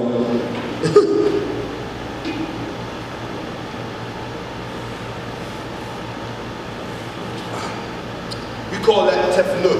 We call that tefnut in ancient Kemet. Y'all call it water. Y'all probably found that out when you went in our pyramids and was stealing our books. It's called tefnut. Okay?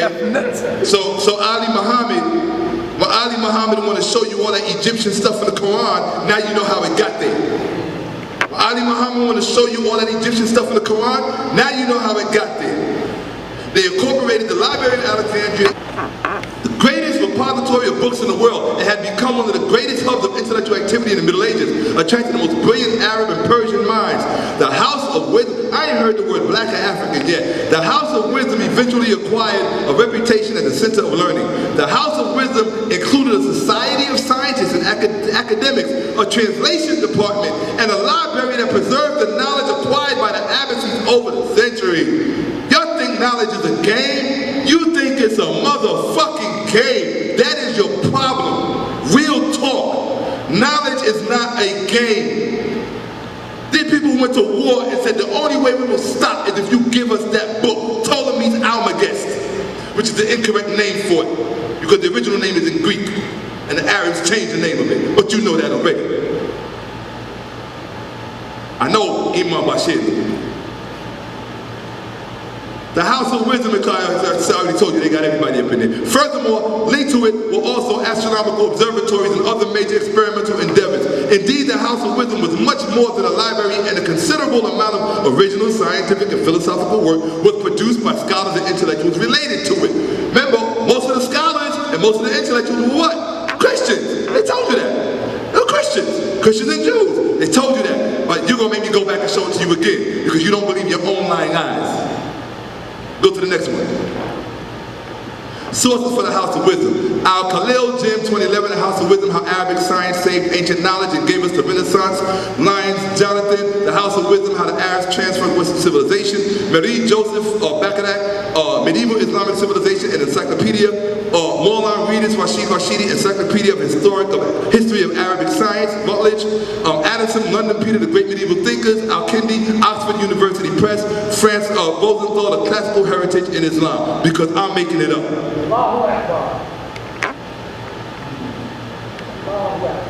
I agree. There's no God greater than God. I agree with that 100%.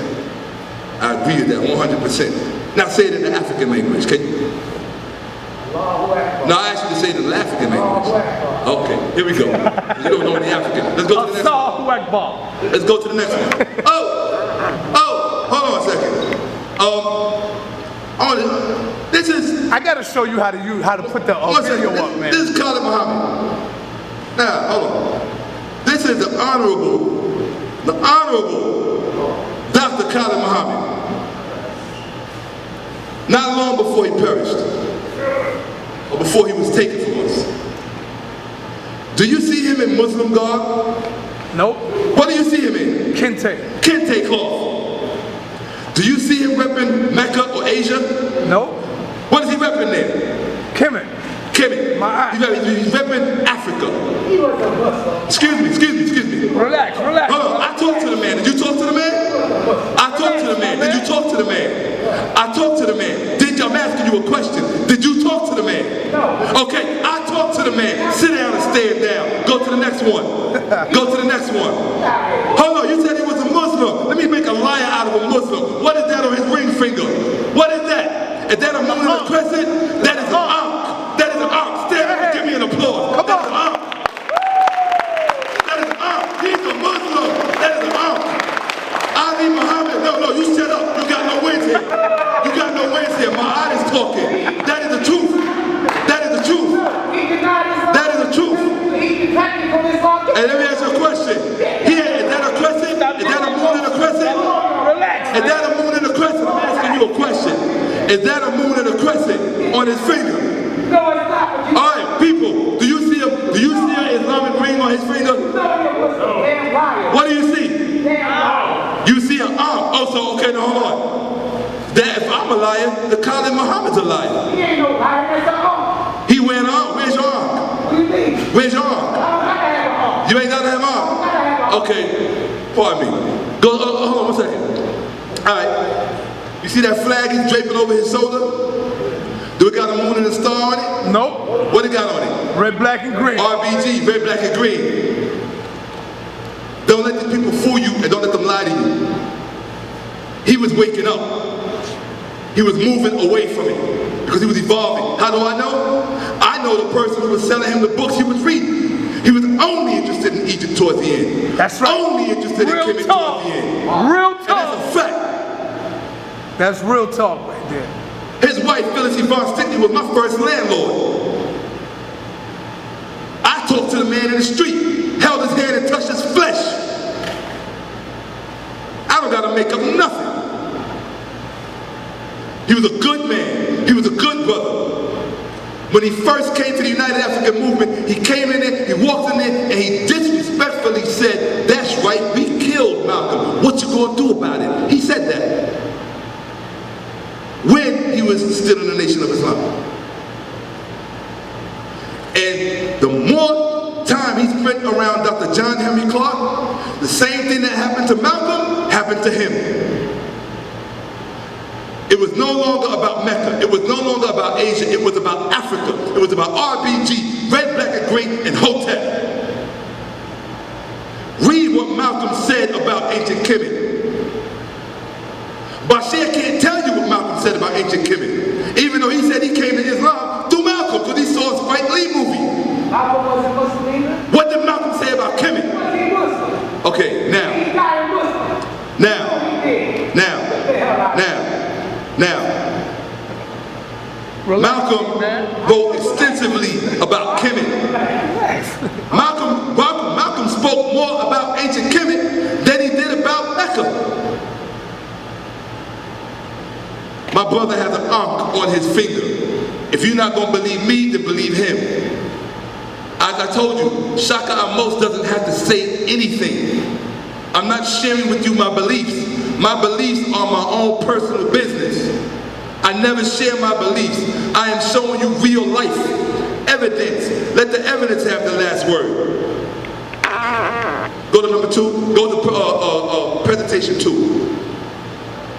That's the end of that. Oh, you said you just threw it out there. That's instigated. That means you don't believe what you can do with it. Let's keep it real. But what you was gonna say, brother? My thing is, all I did was show the documentation. What is there to refute? It's there. Either someone wrote it or they did not write it. You understand? I think Wesley could dismiss. One second. I didn't write any of this. Anything that I've shown in this presentation, part 2 or part 1, I wrote none of it. What I did was I introduced you to facts and to evidence.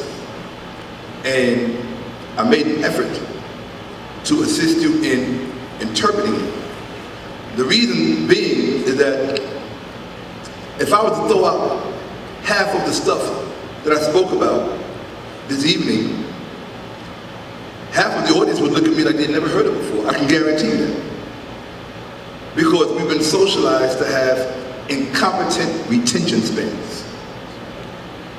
I'm just telling you. Okay? So rather than give you a show that, and I also want to say, I want to apologize to Imam Bashir. One thing, because sometimes I can behave undignified, and I don't mean to. I really don't. I don't mean anything personal by it. What you have to understand is that as scholars, when we get to prove a point, and our point is substantiated by the documentation, for us, that's a home run. For us, it's a touchdown. For us, it's a stolen base. So it's a moment, it's a small victory. And so if you see us gloat a little bit, if you see us enjoy it a little bit, if you see us sink our teeth into one another just a little bit, it's nothing, you know, it's nothing really antagonistic. It's just enjoying the moment because you got a point across. And that's how we keep score in a scholarship game. That's it. When Wesley comes and he refutes everything I say and Ali refutes everything that I say, they're gonna have their time to gloat. It's my time. So here we go. Wesley said in the end of Ghetto Scholarship, and this is a quote, he said, the best scholars when it comes to early Islam, for my brother who thinks Wesley can refute what I'm saying, he said the best scholars are the German scholars. Somebody asked him a question. I also want to apologize to you, my brother, for being so abrasive, but it was a question that touched the nerve.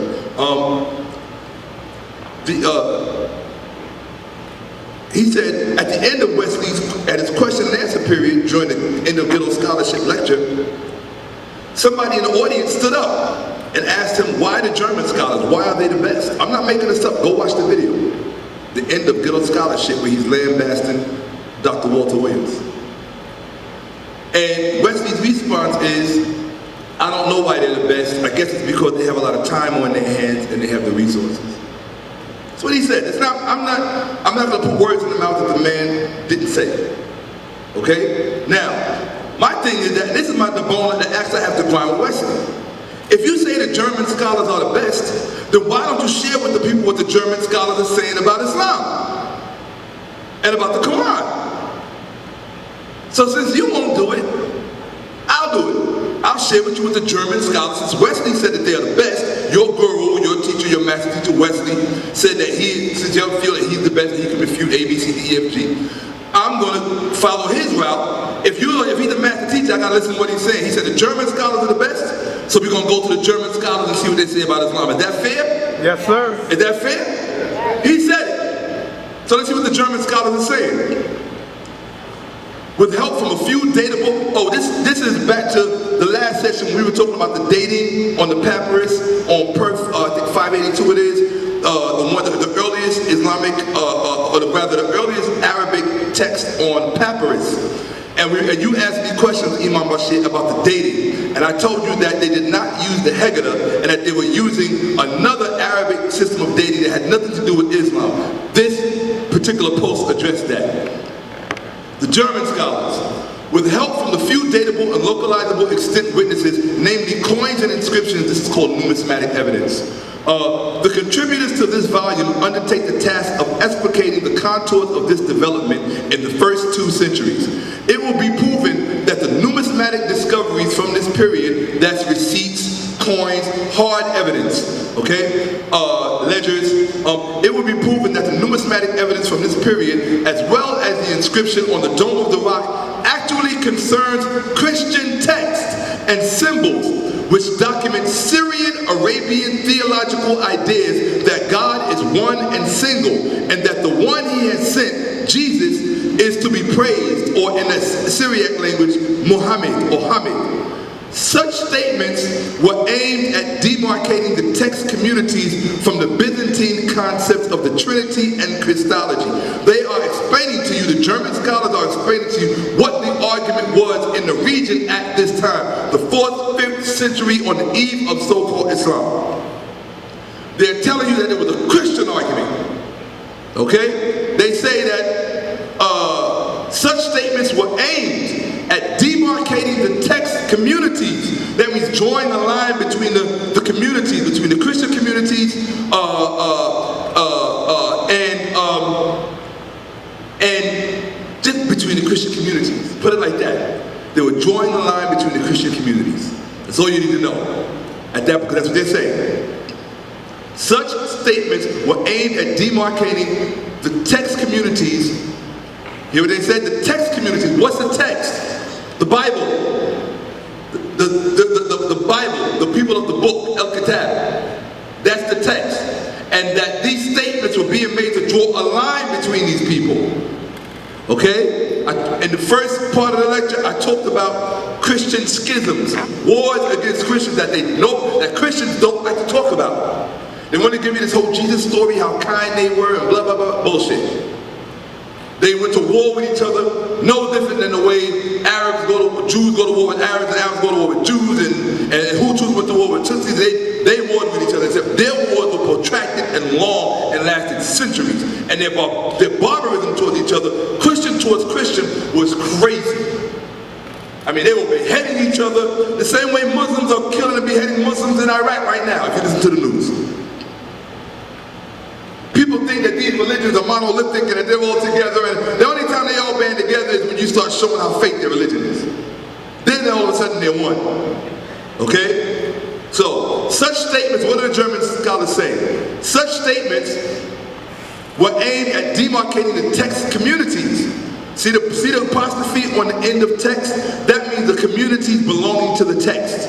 From Byzantine conceptions of the Trinity and of Christology. In other words, you had a Christian demographic that did not agree with what Byzantium Rome was saying about God. So you had one group of Christians that were saying, now we don't agree with what Rome is saying about God. Okay? They document the proud attempt of an Arabian Christianity and the empires shaped by it to create and defend their own identity. In addition, it will become clear, I left the word clear out. In addition, it will become clear that long before the appearance of the idea of a Haggadah, Imam Bashir, wherever you may be hiding, in addition, it will become clear that long before the appearance of the idea of a Haggadah, or Hejdah, in addition, it will become, that I must have been tired when I put that together. In addition, it will become that, long before the appearance of the idea of a Hejdah, there was an Arabian Christian reckoning of time, which began with the year 622, and was only later converted to a Muslim meaning. This is what the German scholars are saying. They're saying originally, when the Arabs began to establish their own reckoning of time and their own, hold on a second. That is very distracting. Where we are again. Right. What they're saying is that, I'll read it again. In addition, it will become that long before the appearance of the idea of a Haggadah, there was an Arabian Christian reckoning of time, which began with the year 622, and was only converted to a Muslim meaning, it was only later converted to a Muslim meaning. Imam Bashir needs to be in here because he was the one who pressed me at the last lecture what the issue was with the date on the papyrus and why it was not dated Hejdah. And I told him that the Arabs did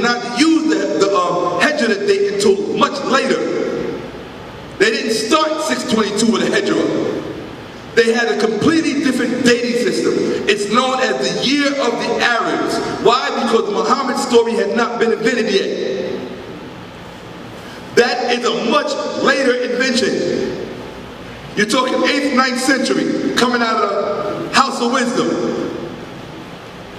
Okay? Until approximately the end of the 8th century, hey, there you go, 8th century. So it seems, Arabian Christian tribal leaders governed the regions of the Near East and North Africa.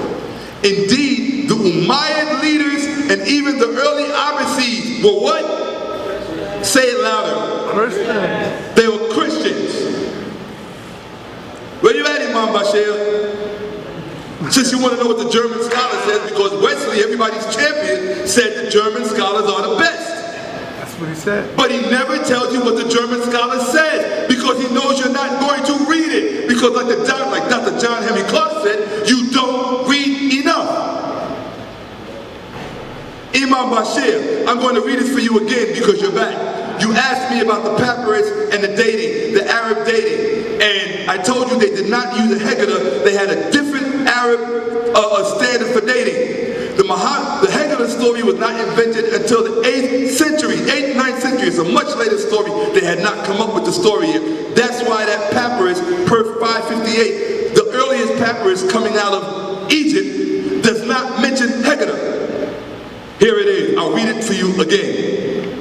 With the help, the German scholars now, this is what Wesley, everybody's champion, Wesley is saying what the German scholars say. Here is what they say. With the help from the few datable and localizable extant witnesses, namely coins and inscriptions, the contributors to this volume undertake the task of explicating the contours of this development in the first 2 centuries. It will be proven that the numismatic discoveries from this period, as well as the inscription on the Dome of the Rock, actually concerns Christian texts and symbols which document Syrian-Arabian theological ideas that God is one and single, and that the one he has sent, Jesus, is to be praised, or Muhammad in Syriac, in the Syriac language.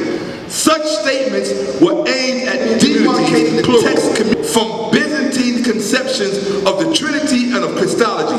They document the proud attempt of an Arabian Christianity and the empires shaped by it to create and defend their own identity. In addition, it will become clear that long before the appearance of the idea of a Hijra, in addition, it will become that long before the appearance of the idea of a Hijra, all right, repeat it.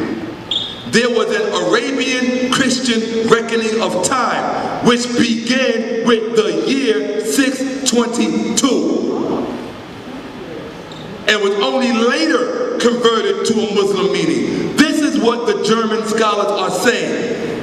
Since Wesley said they are the best, you need to know what they are saying. And then you need to find out about the German scholar who left Islam, because he found out by studying the text that the claims are not true. But I made that up. So, here we go. Until approximately the end of the 8th century, so it seems, Arabian Christian tribal leaders governed the regions of the Near East and of North Africa.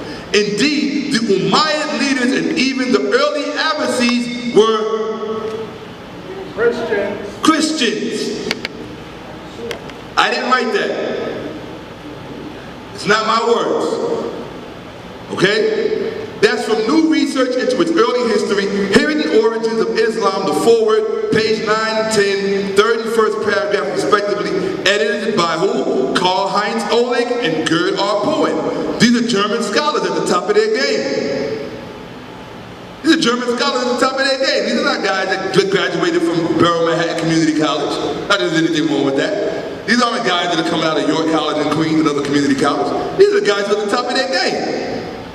Real talk. Let's go to the next one. The German scholars too. What is the relationship though between this thesis? That one, or the one that says a people infuse their own manufactured history into an already pre-existing religious text. You know what that pre-religious existing text was? The Bible. And the Quran, whose texts are attested with a few exceptions only in the early 8th century. and in a defective script, and whose Muslim canonization was not complete until approximately 100 years later, which means they weren't even sure of what the Quran was going to say in the 7th century. This is what the German scholars are saying. I did not say the German scholars were the best. Wesley Muhammad said the German scholars are the best when it comes to the early history of Islam. Go to the tape. He said it repeatedly in the end of Ghetto Scholarship. So this is what the German scholars are saying. Okay? The Muslim canonization was not complete until approximately 100 years later. One should always remember that the Quran appeared in a time and place, Iraq. Did I tell you it was Iraq? Huh? Did I tell you it was Iraq? But what do the Muslims tell you? They tell you the Quran appeared in the Hijaz region, in Arabia, in southern central Arabia, or rather in western Arabia, in the Hijaz region in a cave called Al-Hida, the Al-Hida cave. But what are the German scholars saying where the Quran appeared? What country have I been showing you all night? Iraq.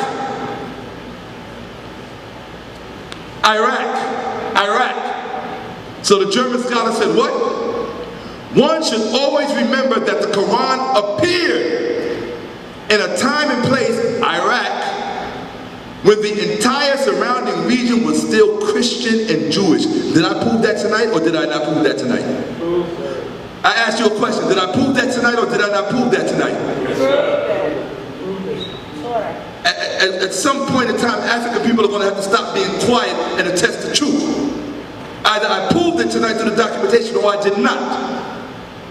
And if I did, then you're obligated to say, yes, you did. Did I prove it? Yes. Thank you. That's from New Research into its Early History, Hidden Origin of Islam, the forward, page 11, edited by Karl-Heinz Oleg G. R. Ger. R. Pullman. Go to the next one, please. The German scholars 3.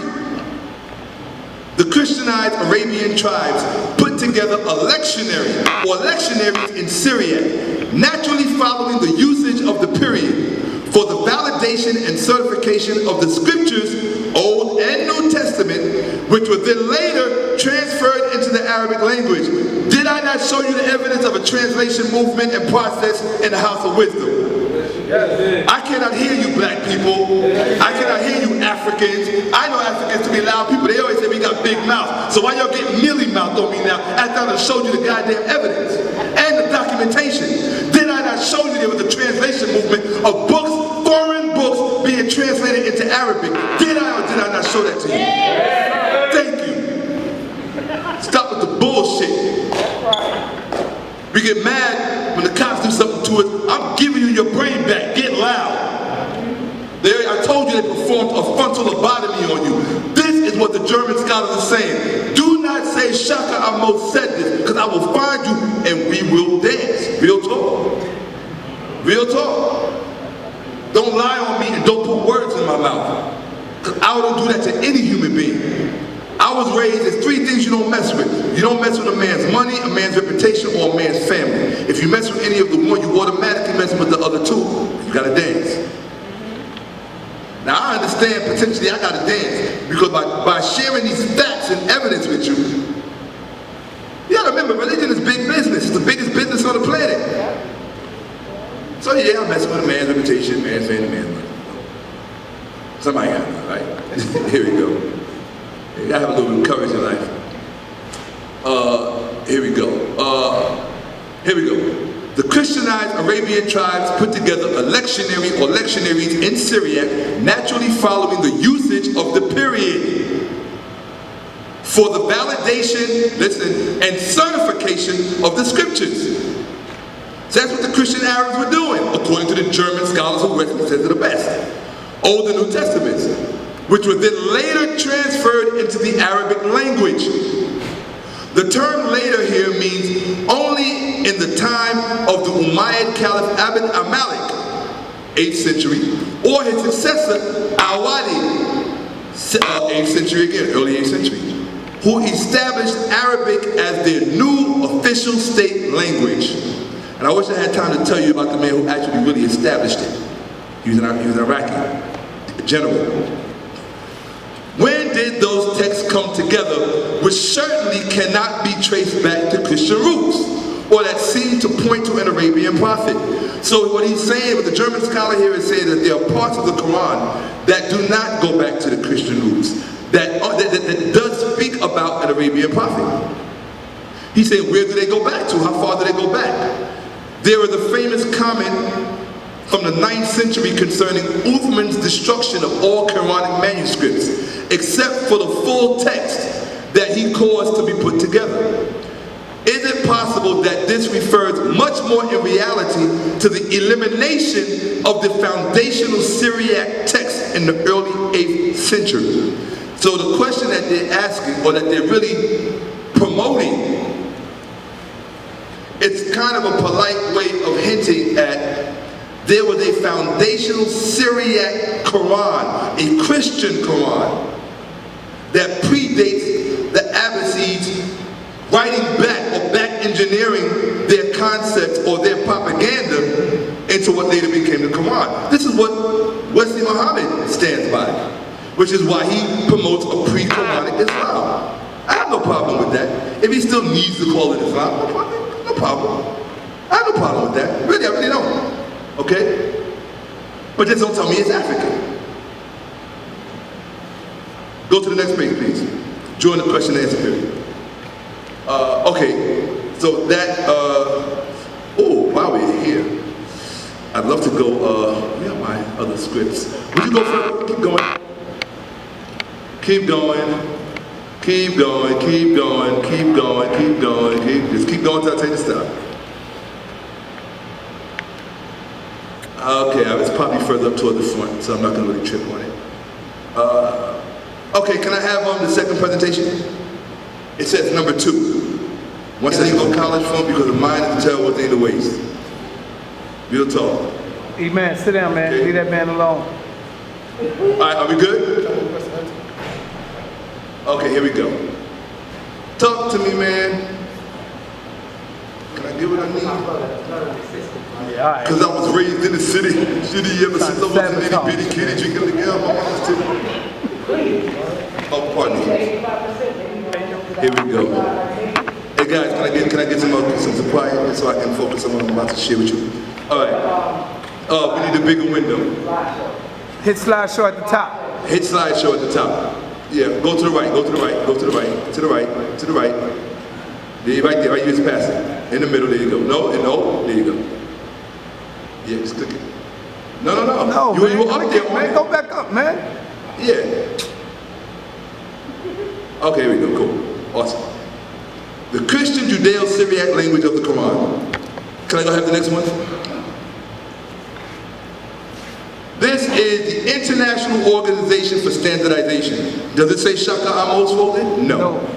This is from Wikipedia. You can go online and see it. Just go to Nabatean. Okay? Type Abjad. Now, Nabatean is an Abjad. That means it's made of consonants. Nabatean language. 2nd century BC to 4th century AD. Parent systems. Proto-Sinaitic alphabet, Phoenician alphabet, Aramaic, Syriac, Nabatean. What is the child system? Arabic alphabet. That means that the Syriac is the granddaddy of the Arabic. Some Arabic scholars disagree, and that's fine.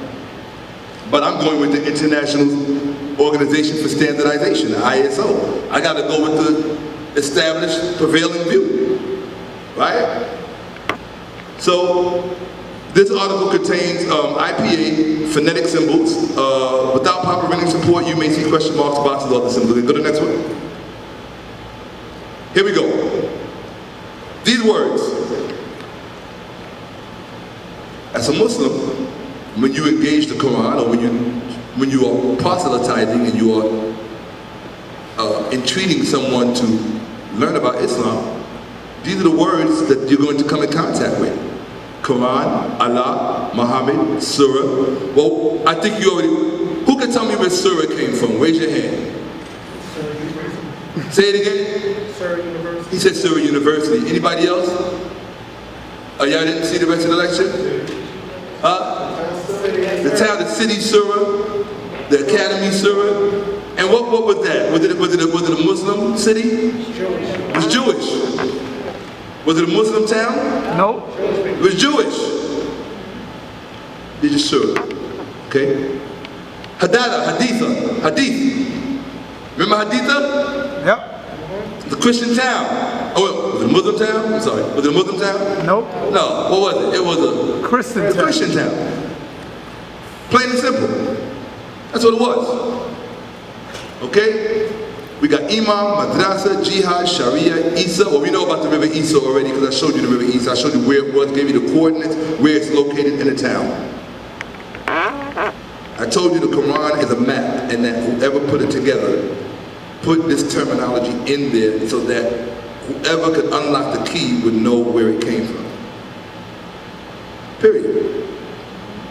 There's a whole lot of scholars out there writing a whole lot of stuff, but ain't none of them talking about Surah University. Ain't none of them talking about the Nar Isa or Haditha. There's only one. If I wouldn't have shown you this, you would have never seen this, ever. None of them. Some would like to pretend that they have, that they already knew, because that just comes along with the territory. It's the way we are with our egos. You would have never known. That's a fact. Because had you known, you'd have brought it up much earlier. Okay? Go to the next page. Comprehensive Aramaic Lexicon Project. Go to the next page. You can go online and just go to it. Let's see. Quran, Quryana. This is Aramaic, people. Calling, it means to call, to read. Okay? It means, number 2, contention. In Syriac, contention. Okay? Almost like a polemic, a disagreeable. Contention, right? In the Syriac term. And the top one is Syriac as well. See all that Syriac up there? Reading CPA, Syriac, studying Syriac, learning Syriac, check that's all Syriac. C. Quran, Quryana. Reader, proclaimer. Now you know what it means? The word Quran, this is when there's no Islam on the planet now. We're dealing with Syriac, Aramaic. It means, anybody know what that is? Pentateuchal reader. I got bright people in here. Who knows what the Pentateuch is? Raise your hand. Oh, I do got bright people in here. I was expecting no hands to go. What is the Pentateuch, my brother? The first 5 books of the Old Testament. Okay. I'll rock with that. The first 5 books of the Old Testament. What language is it written in? Now, the title of it is a giveaway. Say it again. Greek. Is it the microphone? Greek. What's your name, brother? Omar, brother Omar. You don't remember the brother? Brother, I do remember the brother. If I want to history, that's it.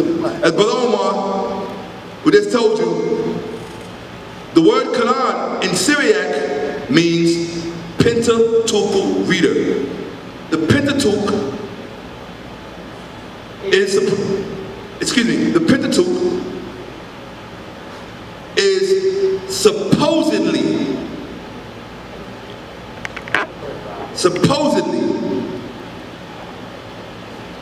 the Pentateuch is, well, hold on, he said it's not the first 5 books. Imam Bashir said it's not the first 5 books.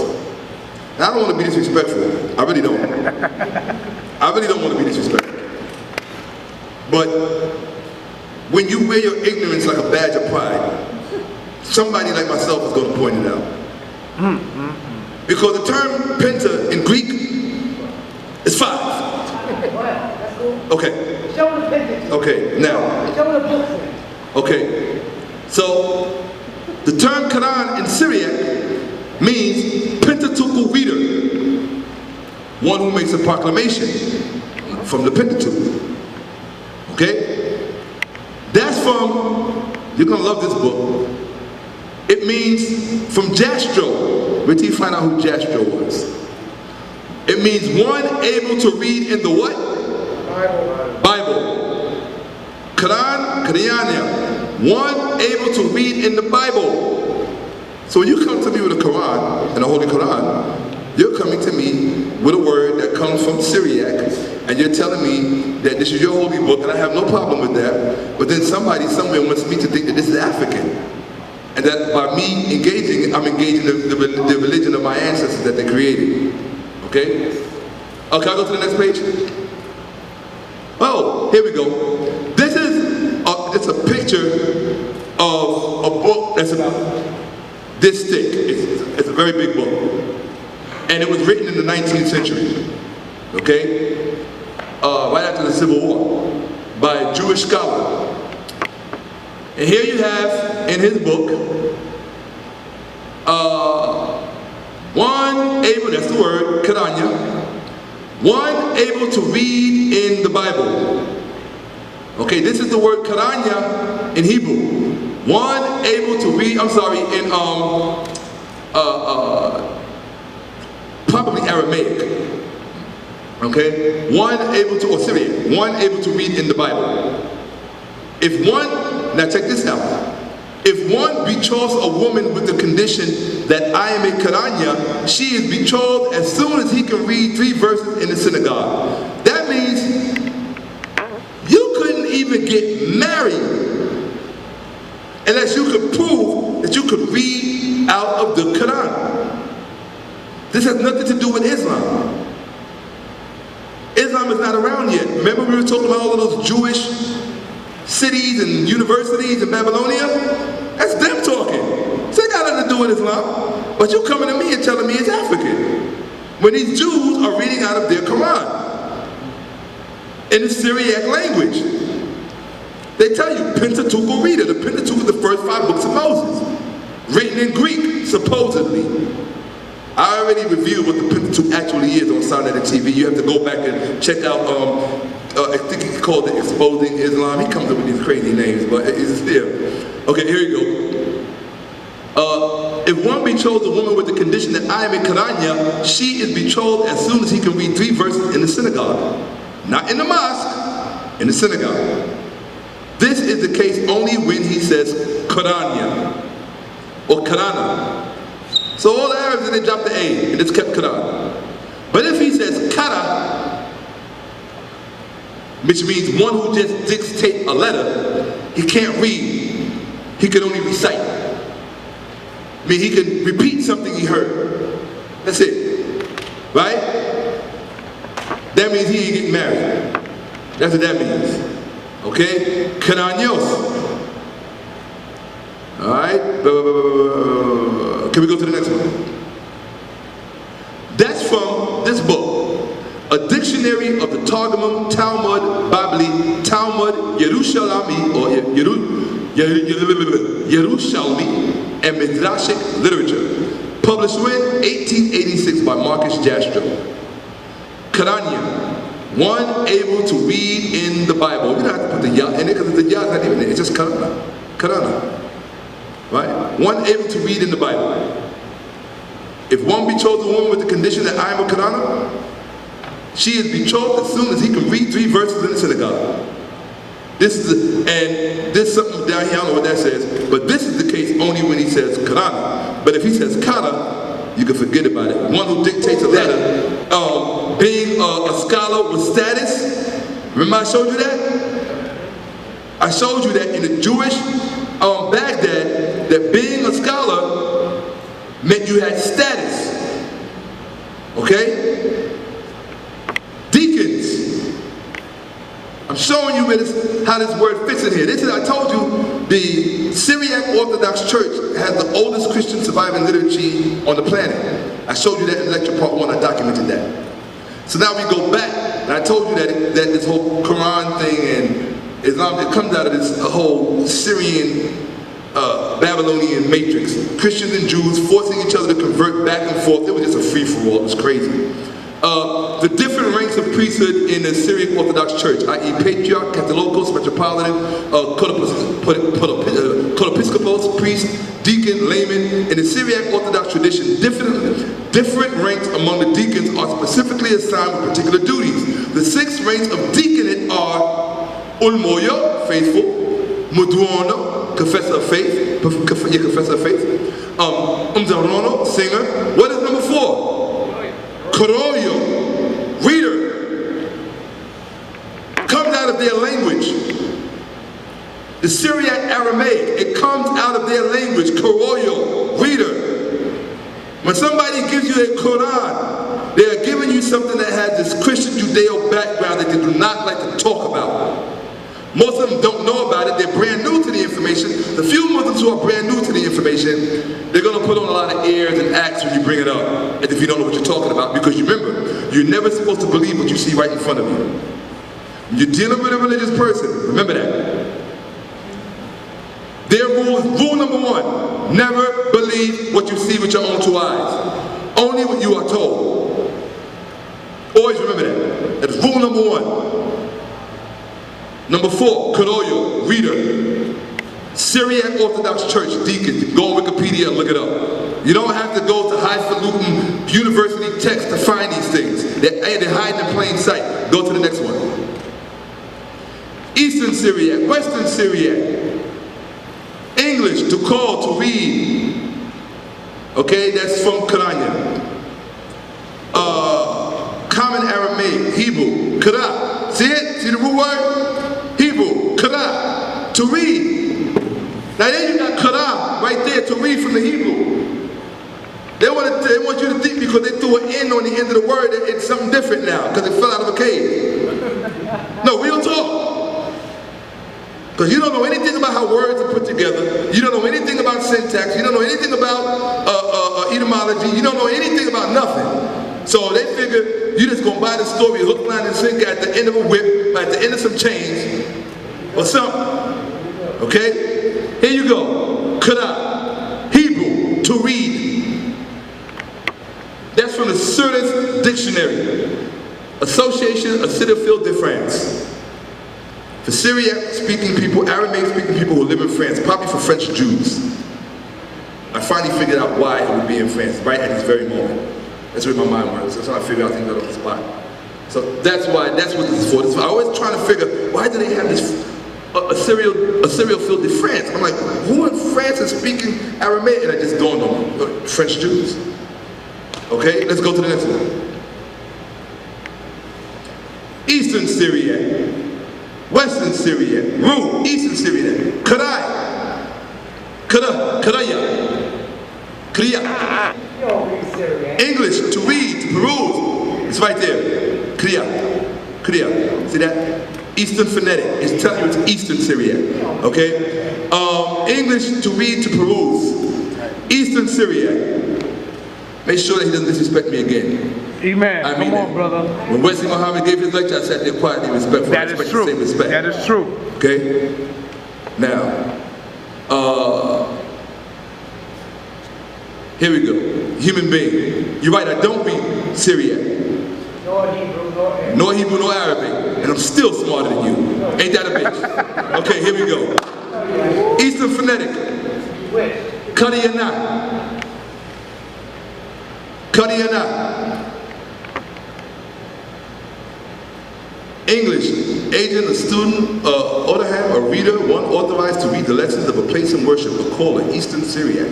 So when you're dealing with Eastern Syriac, apparently you're dealing with the Eastern Church and Nestorians. Remember I showed you the woman dressed in the burqa, in the purdah? The Nestorian Christian Church? It's their language. It's Christian language. Okay? But according to, I'm making it up. Let's go to the next one. You see the difference between me and the ones who want to think for you and tell you what to think instead of just showing you the evidence? The difference between myself and them is that, number one, I respect you enough to show you the evidence and let you make up your own mind and think for yourself. I'm just showing you the evidence. That's it. I'm just showing you the evidence. I told you they can't handle the truth. And that's why he's walking out. They can't handle the truth. And they cannot handle the truth. They cannot handle the truth. The lie will never remain in the presence of the truth. Ever. Ever. Not in a million years. Did I make anything up that I'm showing you? I'm asking you. Tell him. I'm not making anything up. If I made something up, I would expect somebody to say, yo, Shakka, You wrong, you out of pocket because you're making something up. Right? Here you go. Yo, boss, here, come here on, you go. man. So anyway. We're going to go to your cook bar and do the same thing. So here we go. Now we're going to the Aramaic lexicon and concordance. Because according to the guy who discovered Malcolm X through a Spike Lee movie, Imam Bashir, I'm making it up. Okay? I spoke with the Honorable Betty Shabazz. I was in the same room with that woman. I know what it was like to sit in her presence. I'm talking about the wife of Malcolm X. I didn't discover Malcolm X through a Spike Lee movie, Hollywood, made by Jews. Imam Bashir blew his own mouth, discovered Malcolm X through a Spike Lee movie made by Jews, and then defected to Ahmadiyya Islam, a version of Islam created by Indian. And you bring in a Jewish Hollywood movie and Indian religion to black people because you want to help us. No, real talk. And I'm supposed to sit there and just sit with a serious face. And take you serious. As if you even belong in the same room with me. On real talk. Now I have no problem when Wesley comes and breaks me a new butthole in this joint. I know Wesley gonna tear me a new one on it. I know. But I'm willing to at least bring you the information so that you can have this until that happens. Because until he does it, and until, you know, Ali Muhammad, forget about it. I love Ali Muhammad, I can't front. I really do. That brother he's a special brother. Brilliant.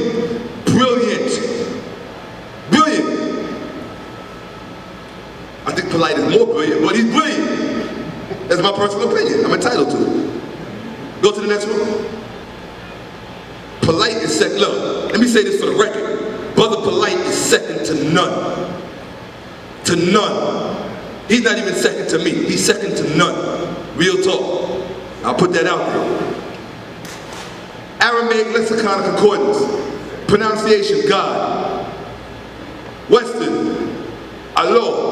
The Eastern pronunciation. Remember I showed you a woman dressed like a burqa, dressed in Islamic wear from the 4th century, Nestorian Christianity. How did they say the word God? There it is. Eastern Syrian, Eastern Aramaic, Allah. See it? Allah. That was the Christian word for God in the 4th century. So you can't tell me, don't tell me that when I come to Islam, that I'm coming to my African religion. I'm not saying you can tell me that. I mean, it's possible you might be able to prove it. But where it stands now, and as it stands now, that's not Kemet. That's not ancient Kemet. That's not Nubia. That's not Puanit. You understand what I'm saying? That's not even Aksum. It's not. Well, actually it could be Aksum, but it's not even Aksum. Let's go to the next one. The Surah's Dictionary again, here we are. So you know, we are at, type in, boys and girls, type in Surah's Dictionary. Go to where it says English.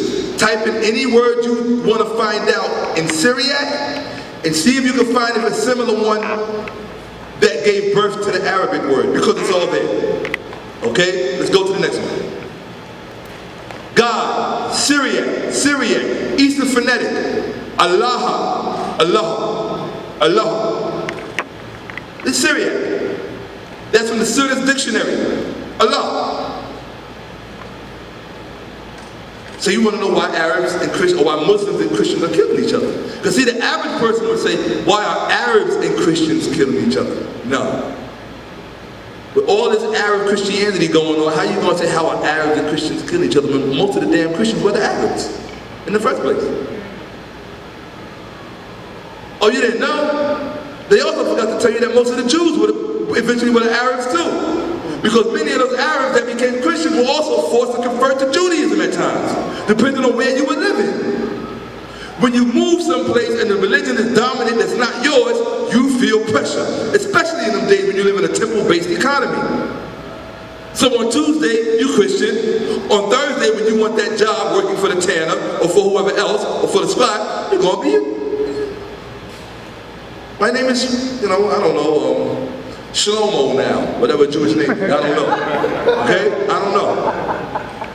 English, God, the word Allah, in Eastern phonetic Syriac. You notice how they always go to the Eastern phonetic because it's coming out of that Syriac Nestorian church under the Persian Empire, under the Sassanid Empire. That's why those nuns wore the burqa, wore the purdah, and had their face covered.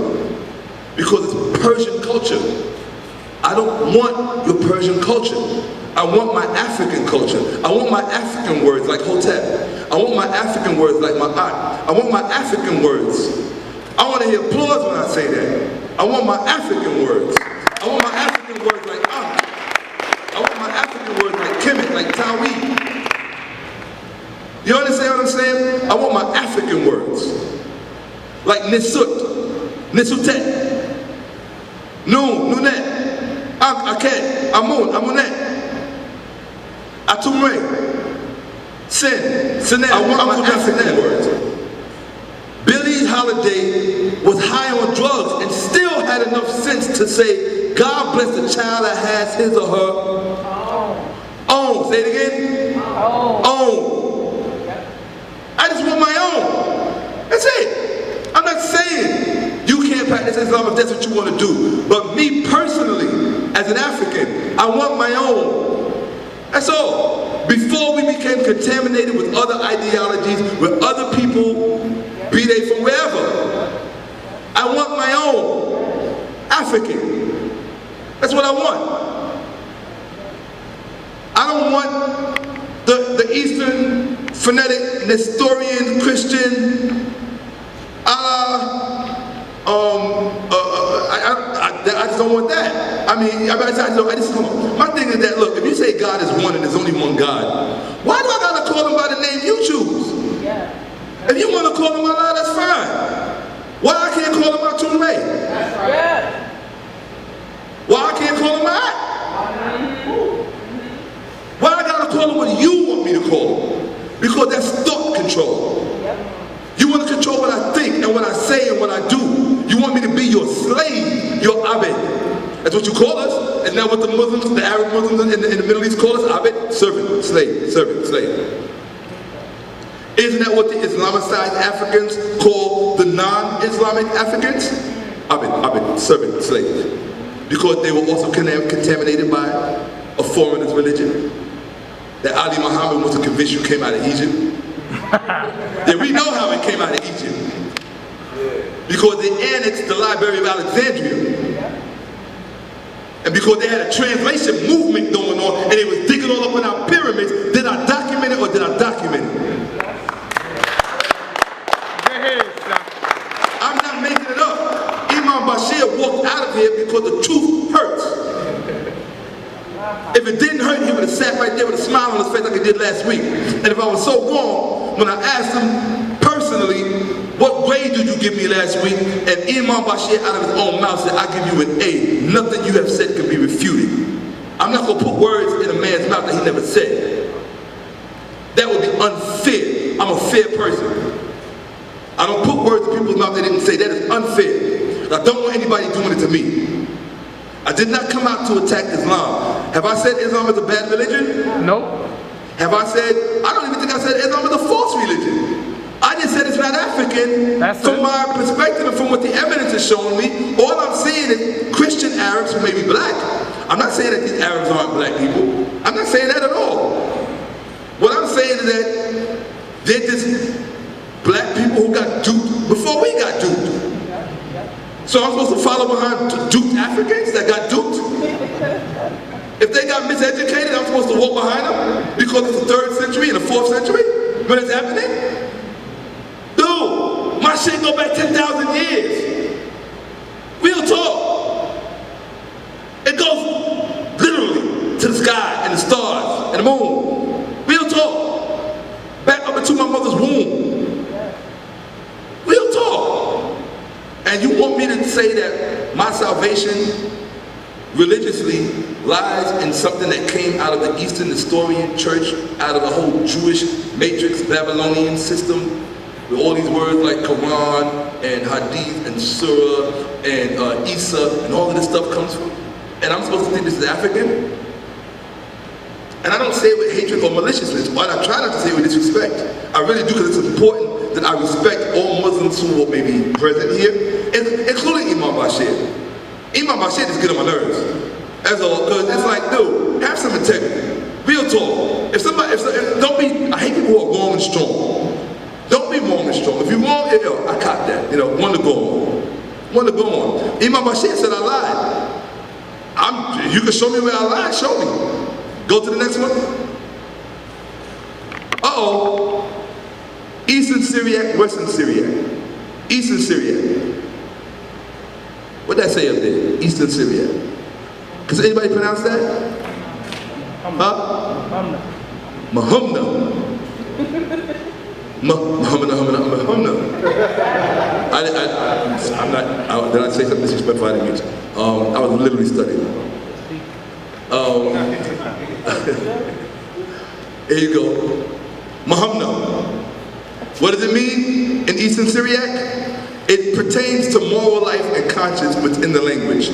It means believed, trusted, trustworthy, honest, reliable, dependable, sure, with faith or with, faithful to, now, a believer. What is it also? A what? Muhammad. What does Muhammad sound like? Say it loud.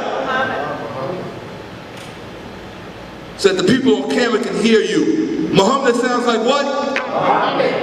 Muhammad. What language is this?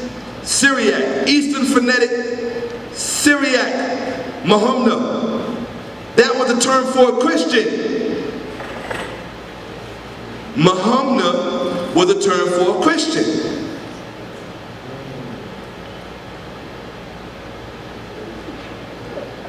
But I made it up. Go to the next one. Yeah, he's lucky he left before that one came out. Here we go. Hey, what did that say? Hamid. Hamid. What does Hamid sound like? Say. Hello? Hamid. Hey, Sonette, am I here by myself? What does it sound like? Hamid. Hamid. The word means praise. In the Eastern phonetic, it means Hamid. Do you know what Ali Muhammad is telling people on Facebook?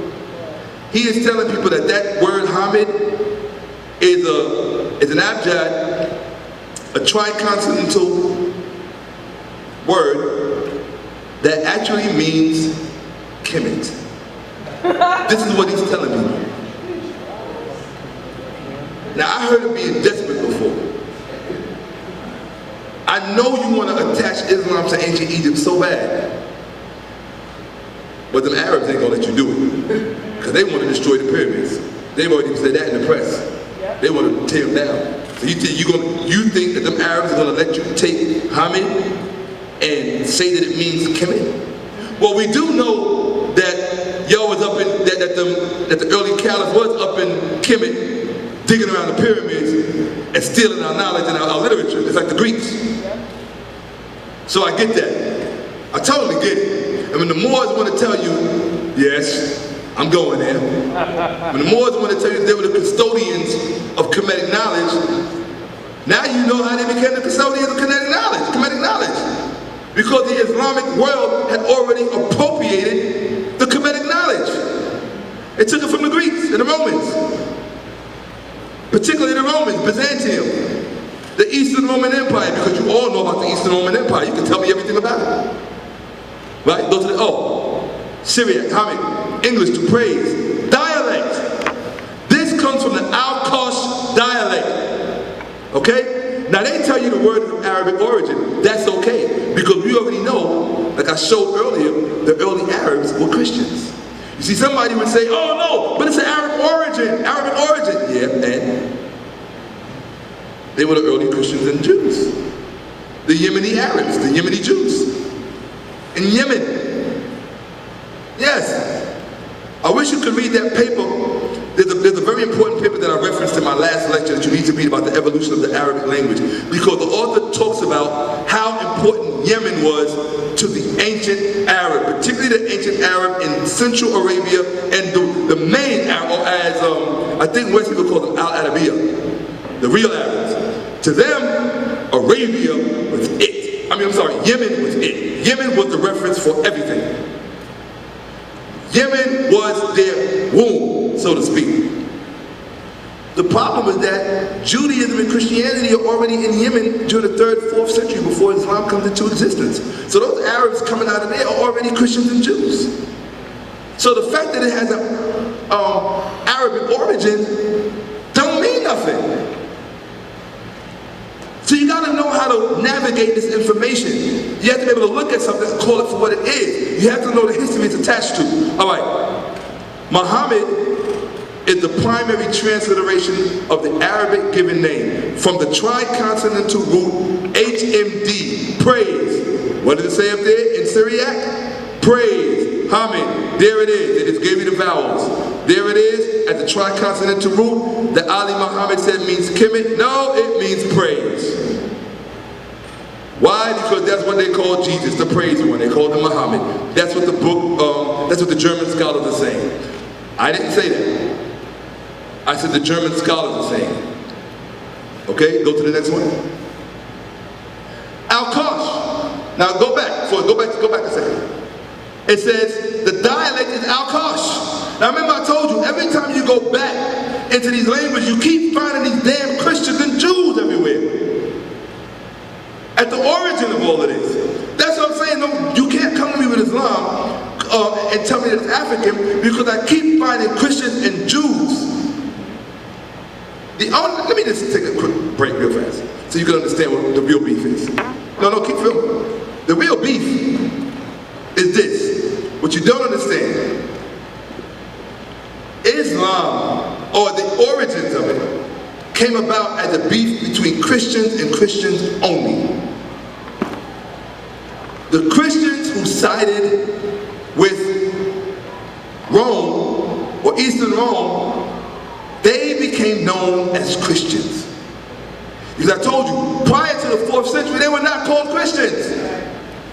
Before this ecumenical council of Ephesus and Chalcedon, they were not called Christians. They were called by the name of the leader that they followed, or the person's whose philosophy they subscribed to. You were an Arianist, you were an Ebionite, you had all these different words. Nobody was using the term Christian. Did not exist. So you had these people, you had these followers of this messianic religion, right? If you want to call it that, which is another poor term. I won't go into it because Polite is going to go into that, and I'll come and lecture. They're beefing with each other. They're like, you know, hey, look, bottom line was there was a break. They said, we ain't accepting that whole Father, the Son, and the Holy Spirit. That 3 in 1. No. God is one. Period. But period. That was their beef. The group that sided with Rome, which is the Syriac Orthodox Church, and also the church in Egypt, or what's called the School of Alexandria, because they had different schools.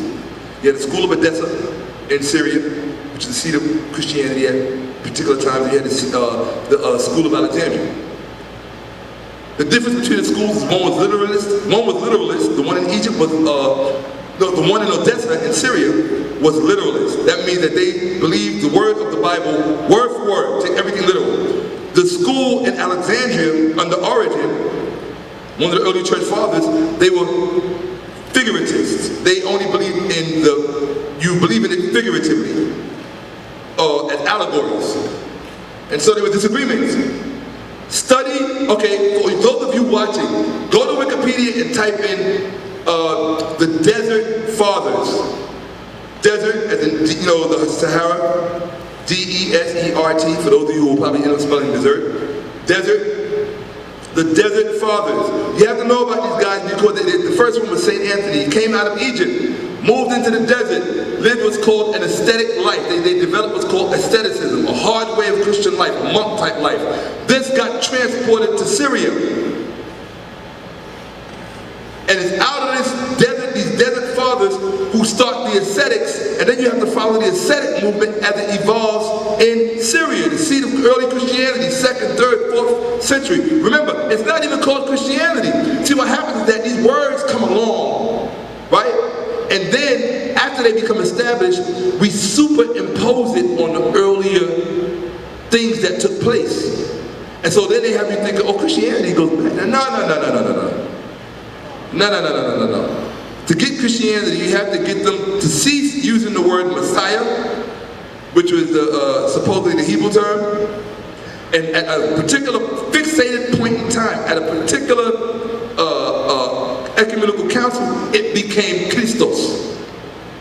Okay? And that's not until about the 4th, 5th century, which means nobody would have been using the term Christ. Because it only means, according to what they want you to believe, that it means Messiah. That's what they want you to believe. Most of you probably believe that. So go to the next one, please.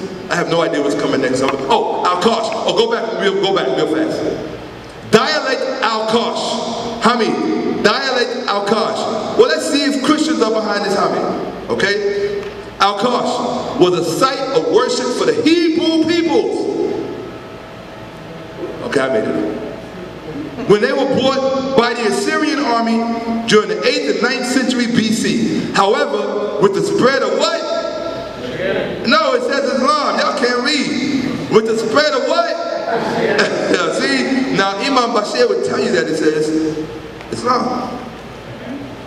With the spread of Christianity, Al-Kush was among the first. Oh, quiet is kept. I'm going to tell you something about that Al-Kush. That Al-Kush actually comes from Kush, believe it or not. You got to really know that whole Mesopotamian region is really deep because they inherited a lot from Africa. Okay? Only problem is you got white folks trying to make them seem like their origin over there. All right? They got it all mixed up. Al-Kush was among the first Assyrian cities to accept the new faith as their own. Okay, now wait a minute. This term Hamid, we all know Hamid. This term Hamid came from a city, a city that was a site of worship for Hebrew people, that was the first Assyrian city to accept the new faith, Christianity, as their own. According to the memoirs of Marmika of Nohadra, Daoud, when he visited the town in 441 AD, Islam does not come into when? Somebody help me out. 9th century. All right, okay, 9th century. Somebody learning. Cool. Okay, Islam doesn't come until about the 8th century, 7th, 8th century, right? We're not giving the 7th, about 8th century. Okay? But they want to say 7th. All right, whatever. I'm generous, I can give them 7th. Okay? But this is the 5th century. Okay? He visited this particular person, visited the town in 441 AD. He was welcomed by priests of a church built on the ruins of the temple of Al-Kush's ancient god Sin. Babylonian god, right? Al-Kush became an important town for what? Eastern Christianity. Why did I not highlight? I must have been asleep. That's why I didn't highlight it. I was sleepy as hell. But consider that highlighted. Eastern Christianity, after the coming of the Nestorian monk hermits, who carved out a monastery. Now you know where the term hermit comes from. An Nestorian monk hermits, who I just now find out just now. I just now realize that while talking to you, right?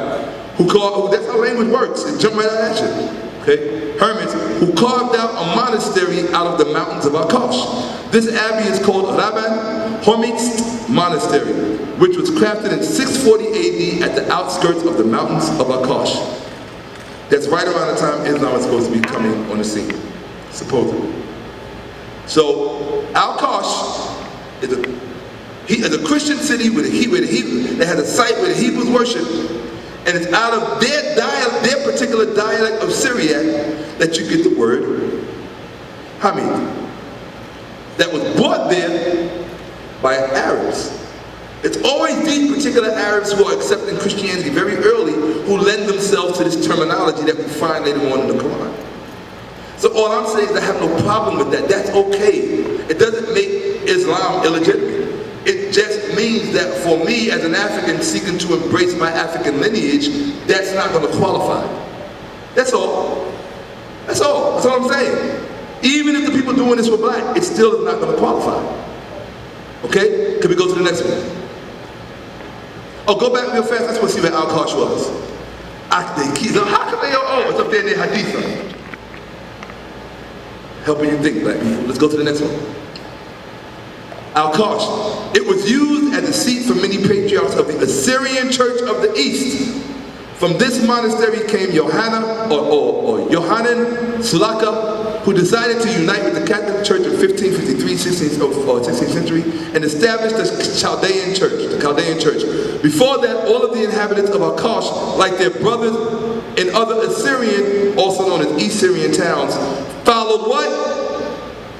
The Nestorian faith, and were of the Assyrian Church of the East. That's from the World Heritage Encyclopedia.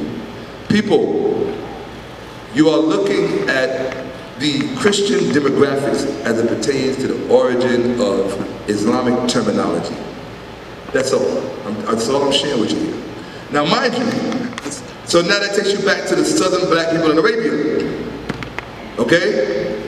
And so I don't have any problem with that. It's just that those Christians, Arabs that left there, you gotta understand, this is a Christian pilgrimage all the way from the south of Arabia, all the way over to Syria. So you can't come and tell me you're bringing me something new just because you flipped a little something and added a little something to the story. It just doesn't work like that with me.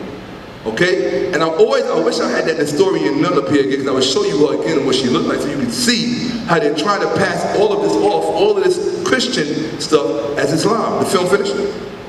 No, it's on. Okay. Time winding down. Oh, okay, cool. Surah. The word surah, we saw where that came from. Western Syriac, the Eastern Syriac pronunciation. Surah or Surya. Okay? Surya. Surah. It means the beginning, the start, an initial point of time, space. Okay? It means the origin. It also means state. Well, we know of a state that was called Surah City, Surah University, which is the origin of this word. The word Surah basically means Syrian. That's all it means. Like the Assyrians, and when you hear the term Surah, it just harkens back to those people, the Assyrians in Mesopotamia. But when you see that, it means the beginning and the start, an initial point of time and space. So somebody who understands where Surah came from and what it was referencing as far as Surah City and Surah University, I now know anytime I see the word Surah, if somebody opens up the Quran and they show me the word Surah, I automatically know that word wants me to think of Surah University, Surah City, where this came from, its beginning, its origin. You see, in Islam, in Islamic, they took it and they kind of dwindled down the meaning instead of looking at it for what it actually means. You have to go back. You always have to go back to Surah City. You always have to go back to Surah, the Jewish city of Surah and the Jewish University of Surah. Always. Okay? The dialect is classical Syriac. Okay? This word might be related to the biblical name of Ashur, the forefather founder of the Assyrian tribes. Can we go to the next one? If there's anything more, I don't know what's coming up. Surah City? Oh, just to remind you. That's why I put that there. Go back real fast. Surah, in the beginning, the start, an initial point of time, space, right? The origin. So what's the origin? Go to that next page again. That's the origin to remind you. Surah City, the Jewish city of Surah, and the whole academic Torah scholarship thing. Go to the next one. Surah Academy, just to remind you, go to the next one. And that's it. Give it up. Woo! Powerful, powerful. Do anybody have any questions for the brother? I know y'all took some questions down. Anybody have any questions? Step up, please. Brother Malik, you drop something too. Drop some paper. I'm disappointed in Brother Malik, let's go. Peace. You really mean peace? I really appreciated the 3 lectures you gave, and this one, I think you did an astounding job. I really do. My question to you is the basis for these individuals to make what we have today as Islam.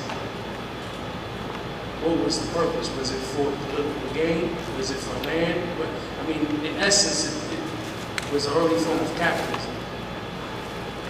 You said it was an early form of capitalism? Capitalism. Oh, capitalism. In the sense of divide and conquer. But I mean, was that the base? Was it just a group of individuals you say that was jealous? That they weren't at a plateau or a place they were? Because you made good examples of showing how somebody came from a desert that herded sheep to now you have prestigious universities. Observatories. You know, so would you say that that was out of envy, out of jealousy, that was the reasons for why they did what they did? I would say that, and again, if you're a Muslim and if you feel that I have offended you, I'm sorry that you feel that way. I will not apologize for telling the truth as I see it and as I know it. If I'm in error and if I'm wrong, feel free to correct me. So he asked me, what do I feel was the modus operandi? I think he asked me that question a few times before, and I thought I answered it. Maybe a little differently, but it did sound very familiar. He asked me, what do I feel was the modus operandi of them creating Islam? Because he said, was it jealousy, was it envy that those who had established religion were on top? Prior to them doing this, when they had their own religion, would that have been the impetus for them to do it? From what the evidence says, as well as I can read it at least, you have to ask that question at two different stages. If you ask what it was in the beginning it was it was an Arabian Christian movement to tell Byzantium Rome to screw off, to go to hell. We do not agree with that. We do not agree with what you and your bishops came up with at the Ecumenical Council of Ephesus and at the Ecumenical Council of Nicaea, probably Nicaea too. They probably tolerated Nicaea, but by the time it got to Ephesus and Chalcedon, these Arab Christians were like, look, you guys are literally changing the face of the religion. Why? Because in these ecumenical councils, they were using what's called ecclesiastic formulas to apotheosize. That means to make into a god. They were using ecclesiastic formulas they had learned in the Egyptian text, how to create a god that would symbolize this, or how to create a deity that would symbolize this and symbolize that, would symbolize resurrection, would symbolize aforetime or eternity, right? So the people in Byzantium, the hegemony, meaning the ruling class, they had access to these texts. So if they're having these discussions, what we call Christological or philosophical discussions, because you got to remember, at the day the whole war is over philosophy. Think about it. These people are killing each other. That's what happens when you let babies play with matches. Real talk. When you look at how young this particular branch of humanity is in comparison to our race, when they finally got a hold of philosophy, they wanted to kill each other over it. I say God is one. Well, I say God is three. Rather than go to a bar and get drunk and talk about it and see who's right, you want to blow each other up. What kind of shit is that? That's crazy. No, this is what's really going on, bro. And I'm going to answer your question. This is what's really going on. These arguments came out of Christological arguments that were taking place at ecumenical councils. The Byzantine church decided that God was going to be three. They had the Ahmose Creed, the Nicene Creed, the Ephesus ratification, and then the Chalcedonian. And they had all these other philosophies being kicked out. They told Arius to go to hell, and they killed him. They told Nestorius to get the hell out of here. He went over to the east, and all of those Christians, it broke the Christian church. The Syriac Orthodox Church under the Byzantine Roman Empire. It broke it. And all those Arab Christians went over to, they went over to Assyria. Okay? And they said, we ain't down with that. They said, we ain't down with, they said, we're not down with what the Byzantine church is doing. We believe what Nestorius believes. Well, what did Nestorius believe? His belief was just a modification of what Arius believed. I mean, if you see how small the differences are in these arguments, And they were killing each other. Literally killing each other about what the official line about God was going to be. Why? Because these people didn't know jack shit about what they were talking about. They were being introduced to something they had no hand in creating. Nobody questions? You understand? Now, why did they create Islam? In the beginning, it was Christians telling the Romans, Byzantians, go to hell. That's why Abd al-Malik made the exorcist at the Dome of the Rock. It's a Christian statement. It said it in the documentation. It's a Christian statement. What is he saying? He says to the people of the book, he's not talking to anybody else. He's talking to only those who believe in the Bible. And then he makes his statement about what God is.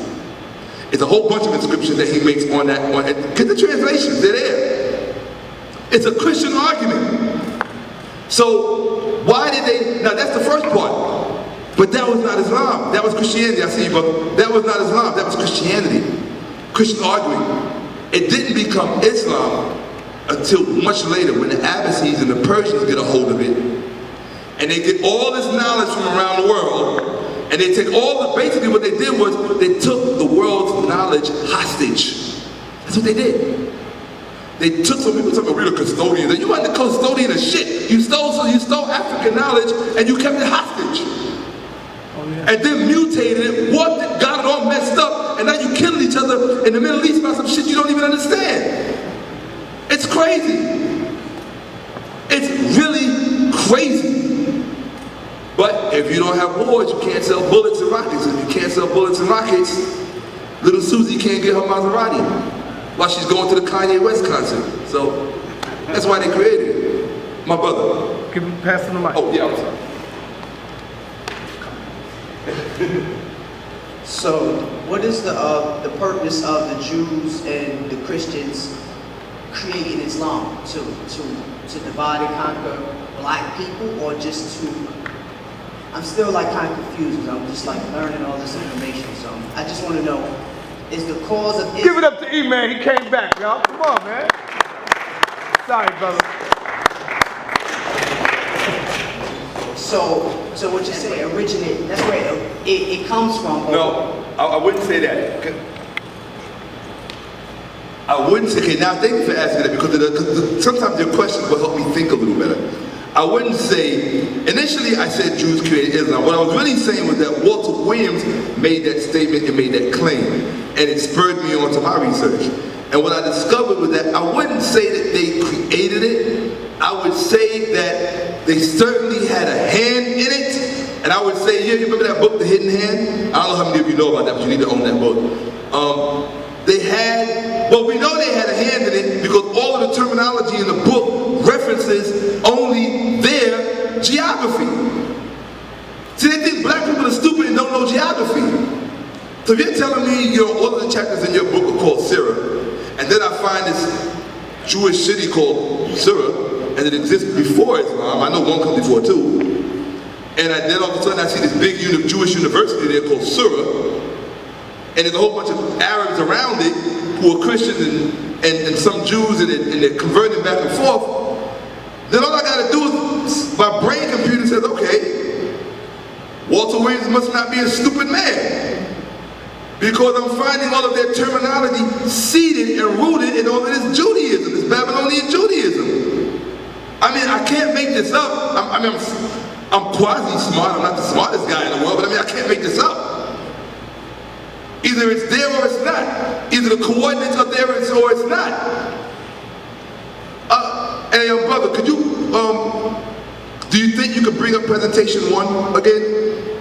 Not this one, the original one. If you can remember how to retrace your steps, you got a good brain, I'm sure you can. Hey, Shaka, yes. Which one of the videos you said Dr. Wesley Muhammad made that statement? Is it in About Ghetto the German Scholarship scholars? 1 or Ghetto Scholarship 2? Yes, about the German scholars. It was towards the end. No, I'm saying because there's 2 of them. I only know one of them. No, it's 2 of them. It's part 1 and it's part 2. Okay, is it the same lecture at the same place? No. Oh, okay, well, I didn't know that. I think it might be, it's it the was one that was here. Oh no, it wasn't here. Okay, so I know which one you're talking about. Nah, it wasn't here. It was in Chicago, I think. It's the one when Ali Muhammad brought him here.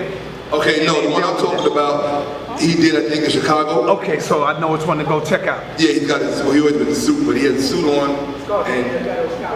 I'm sorry? Yeah, it's called The End of Ghetto Scholarship. Right, he did too. And he says it, he says in there, he says, the German scholars are the best scholars when it comes to early Islam. And he said you have to read them. And then he said, somebody asked him a question, why are they the best? And he said, I don't know, because they have time on their hands and they have the resources. So all I'm saying is that, okay, Wesley, Dr. Muhammad, if you're saying that the German scholars are the best, then why didn't you read what I read to the people? Because that's what the German scholars are saying. Olin and Pure are German scholars. And they're at the top of their field. These are not fly-by-night scholars. These ain't street scholars. These are like the real guys, the PhDs. In fact, Purin was the one who headed the team that discovered, he was the one who discovered the Sanaa text. And if anybody follows the history of early Islam, you have to know about the Sanaa text in Yemen. Because these are the texts that they found. All of these, it's like, you can't send a fool to do an intelligent job. Somebody was supposed to throw away the evidence, and they left it in these cans, these jars and vases. They thought they were throwing them away, and they got unearthed. And when they pulled the Sanaa text out, they found all of these early Quranic manuscripts from the 7th century. The only problem is that they found, what's the word for it? There's a technical term for when you're looking at the page and you can see something is written underneath it. And the term escapes me right now. But when they saw it, they deciphered it. And what it turns out is that there's an earlier script there with varying readings, different readings from what the standard Quran says. And not only that, but it was also missing the diacritical points, which is really interesting because we know that Arabs were using diacritic points, the vowel markings. They were using them early on because they're found in that Egyptian, oh, wonderful, wonderful. Could you go forward, please, in this? Because I can really answer the questions better. Go forward, forward, forward, forward. We're going to go to per 58. Forward, forward, forward, forward. Oh, stop for a second. Hey, go back. So I want you to remember this, because some of you didn't see this. That is, remember they kept showing you, when I was showing you the Christian words for all of those, the Arabic terminology, Allah, Hamid, Muhammad, so forth and so on. So they said it comes out of the Eastern Christian Church, Eastern Christianity, Eastern Aramaic, Eastern Syriac. That's what the Eastern Syriac Christians looked like in the 4th century, wearing purdah and a burqa. This is what I'm telling you. I mean, I can talk to my voice is gone. It's not going to change the facts. Go further, further, further, further. Further, further, further. Just keep going. Slowly, slowly, slowly, slowly. Keep going. Keep going. Oh. Go back, go back, go back. Go back. I was saving this to really, yeah, okay, right there, leave it there. You have questions, my brother? Give him the mic. Yeah. Oh, no, go ahead. Yeah, I got a couple of questions. First, I'm going to say, December 7th of last year, I believe, you and I were supposed to have it out, our debate, but you reneged on that. You came into that. You came when we had no more time left. You know that's a fact. I was there waiting for you for 2 hours so we can have our debate. I'm saying this to say this. Did I renege? Hold on. I'm saying this to say this. Just let him finish, brother. I'm saying this to say this. Okay. You don't have to call out Wesley. I'm the one that's prepared to bury all this garbage that you're talking. Okay. Oh. I don't care who in here or the community, but Allah be my witness, you stepped to the stage like you were supposed to, and we actually can do it. I'm gonna have the Muslims from New York, Jersey, and Philly in here, and we gonna have your janazah. That's just what it is. Now, I got a question. I thought you were gonna burn me right now. Because my question's gonna burn me. Oh, okay. My question's gonna burn me, but don't act like I have all the time to really properly, dissect you. All right? I'm wrong. Look, first thing is, you admitted to you not knowing the language. Syriac, Hebrew, Arabic, Aramaic, you know none of it, for one. For two, hold up, I got a couple of questions. Do you know all of it? You know Arabic? I know Arabic. I know, yes, I read and write Arabic. Okay, could you do me a favor? Yo, all right, no, we're going to move here. Do me a favor. Bro, I need you to go first now before you go to the description. Go back. No, go back. No, wait. That's right here. Read some of that. First of all, see, this is what you're trying to do. Don't laugh too much because y'all don't know what you're talking about. So pay attention because y'all don't know. Okay. The 85% is in here, so get educated. Okay. The first thing is, what this is over here, on the top, we have what we know as Arabic Fusha. Right. So if you look all the way up to the top, that's a Nabetzi. Nabetzi, right? How would you know? I know. To correct. But what I'm telling you is, at the far top, that is Arabic Fusha. Okay. This here that's on the bottom, these are Nabatean, Syriac, and different expressions of different languages. Okay. So the top languages, I got you all day on that. Okay. The Syriac and all of this evolution of the language, I don't know the evolution of this language and all of the vowels, so on and so forth. That's not what I know. But what I do know is that Arabic up there, and the Arabic in the Quran. And the Arabic of the Quran. You also the one to the far left and the back. What far left? To the right? Yes, we know to the right. Aleph, Dal, Lam, Ta, Twa, Sin, Wow. Matter of fact, when you read that, so I can point it out on camera, and people that do know Arabic will understand what the hell I'm saying. Right. So here we have an Aleph, we have a Dal, we have a Lam, we have a Wow, we have a Meen, we have a Ta, we have another Meen here, we have a Ya, folks, he's reading. and we have a C. Give it up. We have a C. Give it up. Correct. All right, what's your question, brother? Now, since we into the language, I got a couple, so I will give you back. Okay. Now, you were speaking about the house of wisdom. Yes. And your interpretation of what they was doing was being the catalyst of creating the Holy Quran. Is that correct? Sure. I'm comfortable. All right, sure. So that was when? Early 9th century. Is this correct? No, not this early 9th century. 18. It was 800 and I believe 818. That would be. That would be. I have to go. Could you? That would be early 9th century. I thought you perfected this. The knowledge. You're supposed to know the information. Okay. That's all you have to ask for the facts right there. All right, that's fine, please.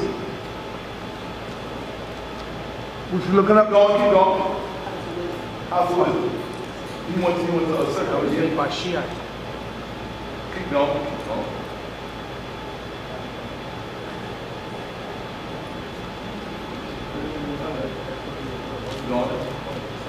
In fact, the House of Wisdom, I got it. Okay, stop. Go ahead. 813 to 833. Here we go. 9th century.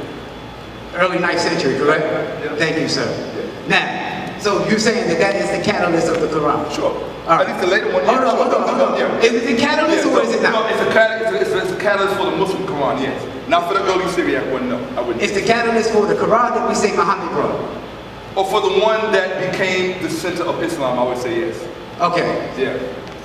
So, if we going from these dates here, let me ask you, where was the first Quran of Muhammad found? The first one? Where was the first Quran of Muhammad found? The first Quran of Muhammad, where was it found? Well, I never knew of Muhammad to have a Quran because... Okay, the Quran that the Muslims use and claim is from the time of Muhammad. When is the first copy found? Well, the earliest one, let me see, do I have anything for the earliest one up here? I'm going to go with the 8th century. I'm going to go with the scholars say in the 8th century, 8th, 9th century. If you want to give me an early one, feel free. Just show me the number. Let's go. Yeah, I'll go with the 8th, 9th century. I'll go with that. No, you say you're going with the 8th century. Sure. Well, I'll give you better. Wait. The first Quranic text is the Dome of the Rock, Abd al-Malik's Thesis. What year? So that's 8th century. That's 8th century. So, this is why you sleep and not paying attention to the knowledge. Okay. Because if this is 9th century, that he says is the catalyst to the development of what we know is the Quran of Muhammad. Then he just sat here and said, well, the Quran has to be attributed to what century? Don't be quiet now. 8th century. 8th century. What's before 9?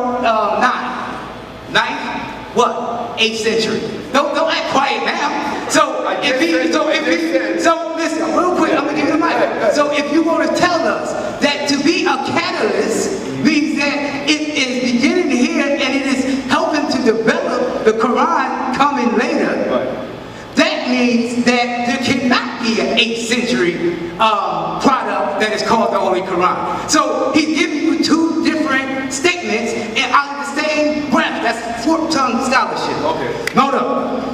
Now, does the Quran itself, the ones that the Muslims claim is from Muhammad, does it claim that it is something new and does not have anything of its past or the things that preceded it amongst its teaching? Let me answer your question.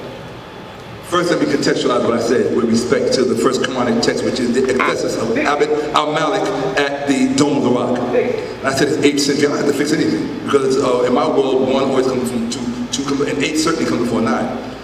If I've already maintained that from my perspective, the Quran that would harken back to Islam does not come about until the 9th century, then it only makes sense when Abd al-Malik made his Ecthesis at the Dome of the Rock in the 8th century that there would only be a few Quranic texts because it was not a complete book. You understand? It was not a complete book. So because it was not a complete book, it was not fixed in any way. All you get is a few what's called monumental text. In some respects, it's almost a musnad because it's a monumental text. That in no way precludes the fact that in the 9th century, you get this fixed text that is passing itself off as something that existed in that way and form. Because you got to remember, the Muslim diatribe is that the Quran came complete and perfect during the lifetime of Muhammad. That's 7th century. That's 7th century. That's not me saying that. That's not me saying that. So all I'm saying is that if the Quran was perfect in the 7th century, why is it you only have, in the 8th century, Abd al-Malik only has a few Quranic inscription texts, and they're in Kufic. They're in Kufic, which is a monumental script at the time. Are you you're talking about the Dome of the Rock, correct? I'm talking about the Dome of the Rock. Now, are you insinuating that they did not have, the entire Quran? Because first of all, in the debate, I'm going to smash you and show you Quran early 8th century. Clear. Secondly, when you're talking about a Dome of the Rock, so you're talking about an inscription. What are you saying? That all 114 chapters of the Quran had to be on that dome in order for it to be authenticated that the Quran was in its fullness? No, but I will say this. Let me say, hold on. I will say this. Let's say this about the inscription. Oh, this is important. In the inscription, there are, what do you call it? I think it's called Bismillah. What do you call it? Well, Bismillah. Right. The name Bismillah. Right. We begin. Right. None of that is present in the inscription on the Dome of the Rock. Yes, it is. So it is? Yes, it is. Okay, I have to say it correctly. The fact still remains that when you look at the Dome of the Rock, the language is still reflecting the Arab Christianity of the time. And now, there's nothing that you can say to change that. And that has been my argument from day one. I said it at the debate in Brooklyn. I'll say it again now. There's nothing you can say to change the fact that the terminology being used at that time was Arabian Christian terminology. Give me the terminology now. Allah, Muhammad. Hold on. Yeah. Come on. Sure. Come on. Sure. So you can throw out names. No problem. So show me in their text. Abid? Hold on. Yeah. Show me in their text. Well, see, this is why I asked you the first question. But Okay. you're mixing it up. Y'all want to see this? Show me in the text. Right. Show me in the text where it says Muhammad and inserting that to mean Jesus. Show us in the text. Go to the Bible, go to the New Testament, show me where Muhammad, that word, is contributed to Jesus or Isa, peace be upon him. Okay. Now I'm going to say this again, because apparently you weren't paying attention during the lecture. I seen it. No, stop for a second. No, stop for a second. Stop for a second. This is oriental. Okay, well, no, stop for a second. Okay, so you call it, okay, so Wesley Muhammad taught you a new word, no problem. I have no problem with that. What I'm saying to you is this. Believe that. What I'm saying to you is this. The terms used. Matter of fact, could you go forward to the Syriac Orthodox Church? Why you just can't? No. I know. You got it here? You don't know. Go forward. Go forward to the Syriac Orthodox Church. No, you went to the wrong direction, bro. Go forward to the Syriac Orthodox Church. Okay? That was the reason why I gave, there's a reason why I broke everything down in pieces. I showed you that the term Allah was Syriac. I didn't make that up. Did I make that up? Did I make that up? That the term Allah is Syriac and Aramaic. Did I make it up? No. Did I show it to you? Yes, sir. Did I show you that the term Allah, Allah, Syriac, Muhammad, Hamid, Qur'anya, did I make this up? Is this, are those Hebrew words? Are those Christian words? Are they Syriac words? Yes or no? Syriac. Do you remember what you saw? The father. It's all about what you saw. It's not, hold on, it's not about what I'm saying. What I'm saying has no importance. What you saw is everything. What you saw is everything. See, what he's going to do is, he's going to try to make you forget what you saw. No, he is. He's going to try to make you forget what you saw. So, now. Hold on, do me a favor. Keep going. While he's on that, can I say something? Hold on 1 second. I'm going to answer your question. Let me say something while he's on it. In a second. Here you go. Okay, because you know, man. Yeah, I got you. Here you go. I got you. Keep going. I just asked him the second question. I asked him the second question. Keep going. We're almost there. Did the Quran claim Keep going. that all things that Keep going. was not part So go back. Right there. The Syriac Orthodox Church of Antioch employs the oldest surviving liturgy in Christianity, the liturgy of St. James the Apostle, and uses Syriac as its official liturgic language. Syriac, the word God in Syriac, I think I didn't prove it because I didn't show it up there, is Allah. No. Hold on. Allah. Madrasa. It's on video. Okay, Allah. Okay, so guys, there's a big difference between Allah and Allah. Okay, yeah. Wait a minute. You put this right. Okay, hold on 1 second. No. Here we go. The Syriac is important because it's going to answer this question. Hold on. So you got to be able to read and extract from what you're reading. Look at this. Number 2, the Syriac liturgy of St. James. Remember, it's in the Syriac language, right?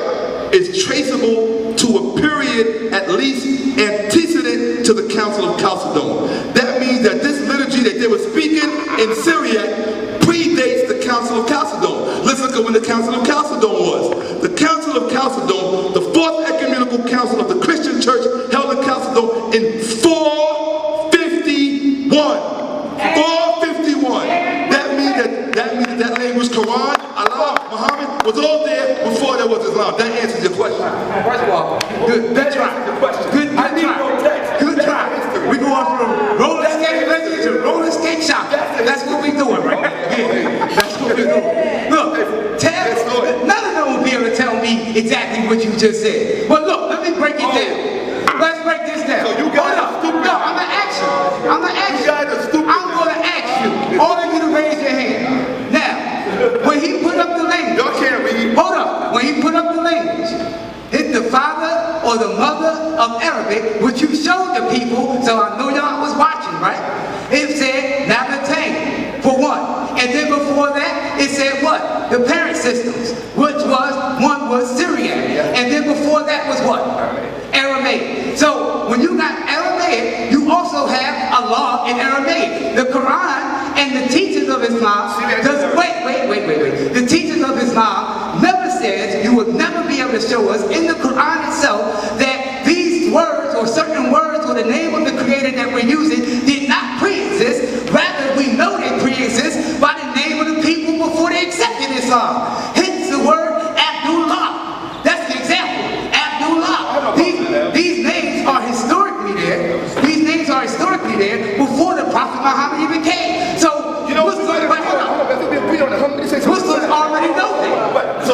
what I'm saying, rather than he and I take a position that's contentious, I think for the most part, sometimes people can be agreeing on something, and the demeanor can be argumentative, and it'll appear for argument. I think what he's saying is basically that, actually you're saying something that I've said numerous times, and I think I said that at the beginning of this lecture.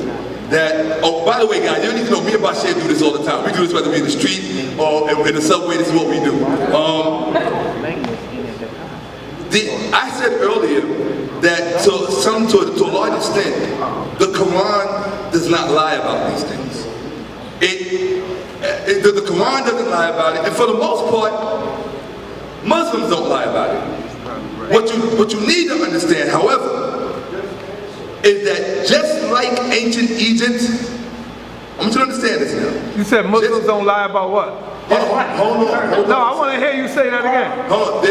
If you have, like right now. Because they've been lying to us for years, brother. Hold on, stop for a second. Okay.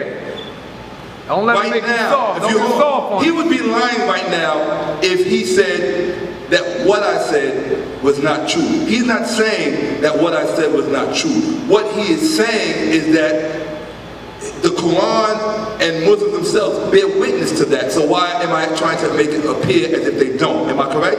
That's part of the reason. Yeah, you're right. So at least that's part of it. So I'm trying to understand them rather than to be argumentative with them. Because if we're argumentative, it's more ego than knowledge.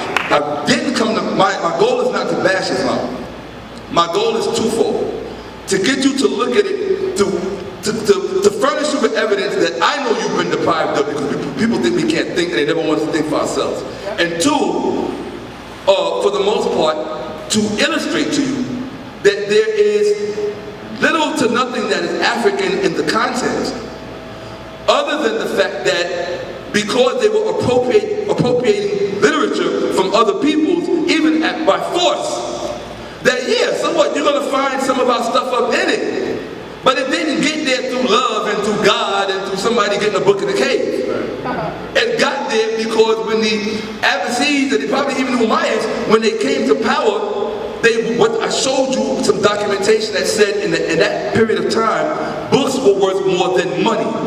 In fact, a war was avoided because the Byzantine Roman Empire agreed to give the Abbasids a book, the Almagest, that they wanted, Ptolemy's Almagest that they wanted, because they wanted the knowledge. Knowledge was the currency of the ancient world. You understand what I'm saying? So again, it's not to tell you that, well, I do want to say, this is important, I'll let you actually say the next thing. This is something I want everybody to understand.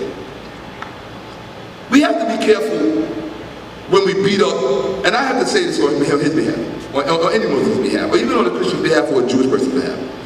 We have to be careful when we beat up on people because of their mythology. Why do I say that? Because even ancient Egypt had its mythology. You understand what I'm saying? So when people start asking me about the ancestry of ancient Egypt and they begin to talk about Osiris and Isis and Horus and these are literal walking around ancestors, I have to say, wait a minute. Don't confuse Narma, Imhotep, Menes, Scorpion, Aha, and Kagemi and Ptah, people who were corporeal, who lived, walked, and breathed, went to the bathroom like we do and had sex, blah, blah, blah. Don't confuse these people with ancient Kemet's mythological, cosmological worldview. You understand what I'm saying? I'm not saying that there is, I would say this, that the ancient Egyptians, if you want to get into an argument and a debate, it would be whose mythology is superior. You understand what I'm saying? And the reason I say that is because you have Christians that want you to believe that there was a Jesus walking around. You have Christians who want you to believe all kinds of things about the Bible.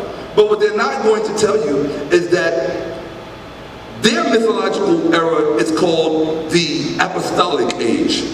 When they start naming all of these apostles that did this, and this disciple that did this, none of these people who ever existed. That's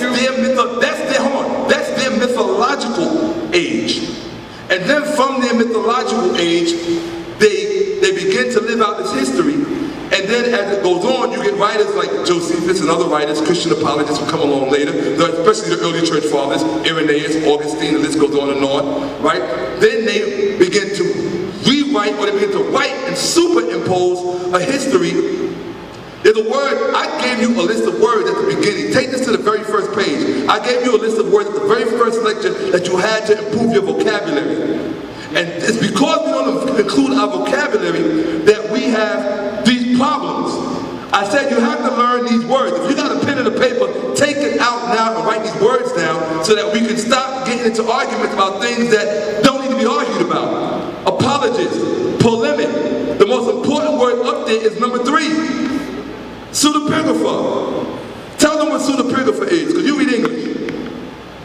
I'll look it up in the dictionary. Okay. Now I read English. I don't read Arabic. But I read some motherfucking English. Now pardon my French. Oh, it's German actually. Fornication under consent of the king is an acronym. Okay? The most important word you can ever learn in your life that will keep people from making you look stupid is word number 3. Word number 3 is pseudepigrapha. I'll tell you what it means. It means the literal definition means false superscription. It means false superscription. It means a body of work that someone wrote and then they attributed it to a figure in the past. So it's like if I write something today and then I try to tell you that Martin Luther King actually wrote this and then I present it. I say, look, I found this in my family's attic. Martin Luther King wrote this and I found it yesterday. Nobody knows that I actually wrote this. See, the problem is we don't study the histories of fakes and forgeries, and I would highly suggest you do. You really do. Some things I can't talk about now because I'm saving them for my upcoming lecture and I don't want to get the Hebrews the legs up, the black Hebrew Israelites. But I can tell you right now, the one word that's going to haunt them is word number 3. Word number 3 alone. Stop, I don't mean to disrespect Brother Polite, I don't mean to disrespect Brother Reggie. But with word number 3 alone, any one of you could defeat the Hebrew Israelites in a debate. And because you can defeat the Hebrew Israelites in a debate, that word will enable you to defeat the Christians and the Islamists too. Why? Because theirs is based on the Hebrew text, which is all pseudepigrapha. It's already, all of the scholarly consensus, not Shakka, the scholars, the biblical scholars, and I'll show you the documentation. They've already said it. Genesis is pseudepigrapha. Exodus, pseudepigrapha. John, Mark, Matthew, Luke, all pseudepigrapha. So if it's pseudepigrapha, why are we even talking about it? It's already been condemned as a fake by the experts, not by Shakka. Hey, brother Iman, you've been here. Hold on, you're gonna ask a question. You've been here for the last Tuesday to see Shakka Ahmose. No, they can hear me. You've been here for this one. After watching his evidence, is Islam an African religion? That's all I'm asking. Of course it is. And you still say it is? Of course it is. Of course it is. Why? See, I'll answer why in a short manner. See, the first thing that we're not understanding, and the reason why we're not understanding it, is because essentially we have detached ourselves from true spirituality and has engaged into Eurocentric philosophy. Pay attention and listen, maybe you'll learn. Because you can still learn, sir. What I'm telling you is that you are rejecting the essence of a creator. And by rejecting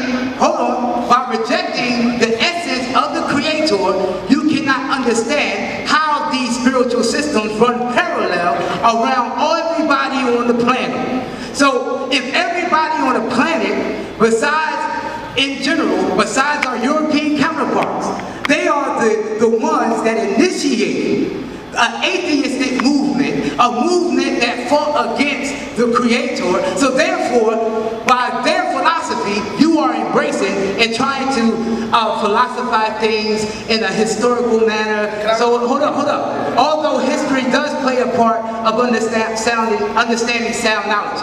Well, wait, let me tie it together.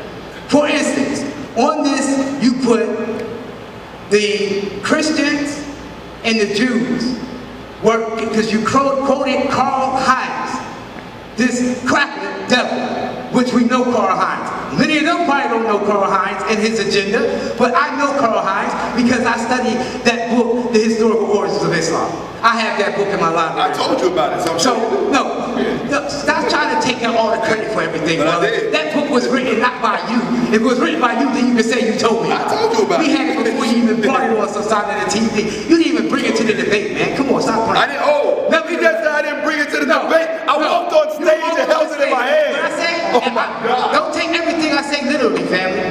Don't take everything. I was there. What I'm saying is, you didn't show up on time, brother, to present the information. That's what I'm saying. So you include coming in 20 minutes before the bell rang. Okay, whatever, man. But this is what I'm saying. Let me make this short and sweet. So, on your presentation, you essentially said that, using a quote from Karl Heinz, that the Muslims, got monotheism from the Jews and the Christians. Your slide, you deny that? You want to deny that? I said the Muslim Monotheistic came from the Jews and the Christians. That's what your slide said that you used from Karl Heinz. You don't remember that? We'll refer back to the tape. Sure. So, when you look at the tape and you see that Karl Heinz said that the Jews and the Christians were the one that introduced monotheism to those Arabs that turned into Muslims. It said that. Let's go. Can we go to Karl Heinz and go to the historical origin of Islam? There you go. This one that said he's on there. Now this go ahead and find it. I'm still talk. But listen. But this is my point. Now, if that is true, Just two. Little one. if that is true, you got it up there? I think it's the next one. Wait, here it is. Here it is, right here. Actually, this is Karl Heinz. Actually concerns Christian texts and symbols, talk about the Dome of the Rock, theological ideas that God is one and single, and that the one he has sent, Jesus, is to be praised, Muhammad. Right? Now, this is talking about they got monotheism from... No, don't say it's talking about. Where does it say it? That he said Brother, it says here that they got these Arabian theological ideas from these documents of Syrian Arabian theological ideas coming from the Christian text, brother, and symbols. So it's saying... What he said is that it's written. Listen, we won't read what it says. Thank you, brother. We won't read what it says. So it says that God is one and single. Is it? Stop. Answer the question. If we're gonna read it, let's read. That's what I do professionally. Okay, check this out. It says, and if anybody hears it say that it says that the Muslims got monotheism from the Christians and the Jews, please tell me if it said that somewhere, because apparently I can't read. It will be proven that the numismatic discoveries from this period, as well as the inscription on the Dome of the Rock, actually concerns Christian texts and symbols which document Syrian Arabian theological ideas that God is one and single. So from that sentence alone, it's telling me that this is Syrian Arabian theological ideas. So it's saying that it's the Arabs' own Christian concepts that God is one and single. Not that they got it from Jews, or it's saying, no, we're not saying the same thing, right? It said that they were Arab Christians. Yeah, they were Arab Christians, or what they call Mahomna. Okay. So the Christians, the Christians, right? The Christians essentially, they're embracing, this is all talking about Christianity and Jesus, right? Yeah. And that is Muhammad. Jesus is Muhammad, essentially. Well, yeah, this is what the Oriental is going into. Yeah. So, this is my point. My point is that Karl Heinz, one, is a Christian. Okay. And he's pushing the Christianity. Okay. This is what he's doing. When you read, he pushes Islam. Yes. But what I'm saying is that we can go further back and see that monotheism extends all the way back to Egypt. So, So my point is that why are you stopping? Why would you just stop here to show that, oh, they got it from here? It's the same thing you did with the Syrian text. You said all of this is coming from Syria. Although there is parent languages to Syriac that use the same language and use the same wording, and we already know that Aramaic, Hebrew, and Arabic, they are very similar. We already know that. And And in fact, if you ask a Muslim, well, what did Jesus speak? They would tell you he spoke what? Either Aramaic or Hebrew. So the context of those languages is already in the Quran, which we agreed to. So this is the point that I'm making to them. The point that I'm making to them is that when you see this information, it would appear as if, and you make it appear as if the Muslims don't already know it. Just like the House of Wisdom. You're making it appear that we don't know that the House of Wisdom ushered in a lot of the sciences that we know today, and a lot of the mathematics that we know today. Not from Kemet, but exactly from the House of Islam. The House of Islam brought in the algebra, which you can't show in Kemet. Oh. Well, hold up. You heard it. Hold up. You heard it. He said, I can't show the algebra. You can't show algebra in Kemet. You heard it. That's all I want. I got it on camera. Show. Wait till you show. Wait till you show. Secondly, the numbers that we use today, the 0 to 9, comes from what? It comes from the House of Wisdom. It comes from Islam. That number system that we use today, the number 0 all the way to 9, it don't come from nowhere else on the planet. It comes from the Muslims. But this is my last question that I have to ask. Or maybe two. So wait a minute, didn't it say he said it came from the Muslims? Didn't my documentation say that the Muslims had Christian clerics doing their math and their science? Yes, sir. First of all, look. Go ahead, Shakka. Go ahead. Go to the House of Wisdom. Go to the House of Wisdom. Wait. This cool. Shakka, right. Get the mic. I'm gonna give him the mic. Let him find it. Let me say this while he finds it. Hold up, let him deal with that and then you get the mic back. You really believe that they're stupid? They didn't even read what I showed you. You need to stop walking in and out. That's the problem. Alright? Nah, talk that shit. Nah, let's go. Give me my House of Wisdom. Let's see what the Arabs did, what the Muslims did with mathematics and science. Come on, baby. Come on, Pop. I'm an insomniac. When you're sleeping, I'm studying. Okay? Let's go. I don't sleep. That's the whole point. You should know what an insomniac is. House of Wisdom. I'm gonna get you a dictionary for your birthday. Here we go. Oh, and let me clarify something. Hold on. I want to clarify something. Leave it right there. I want to clarify something. Because you seem to be, because you said the same thing at our debate, which I supposedly reneged on. Let me clarify something. I came into the debate, and if I say one thing that's false, Son Editor, because you were there, he thinks he was the only one that was there. You were there, Son Editor. He believes he was the only one in the building. When I walked in the building, what did the audience do as soon as I walked in? They clapped. Thunderous clap. Okay. I was an hour late. I took a cab. I got stuck on the highway. I had no control of the traffic.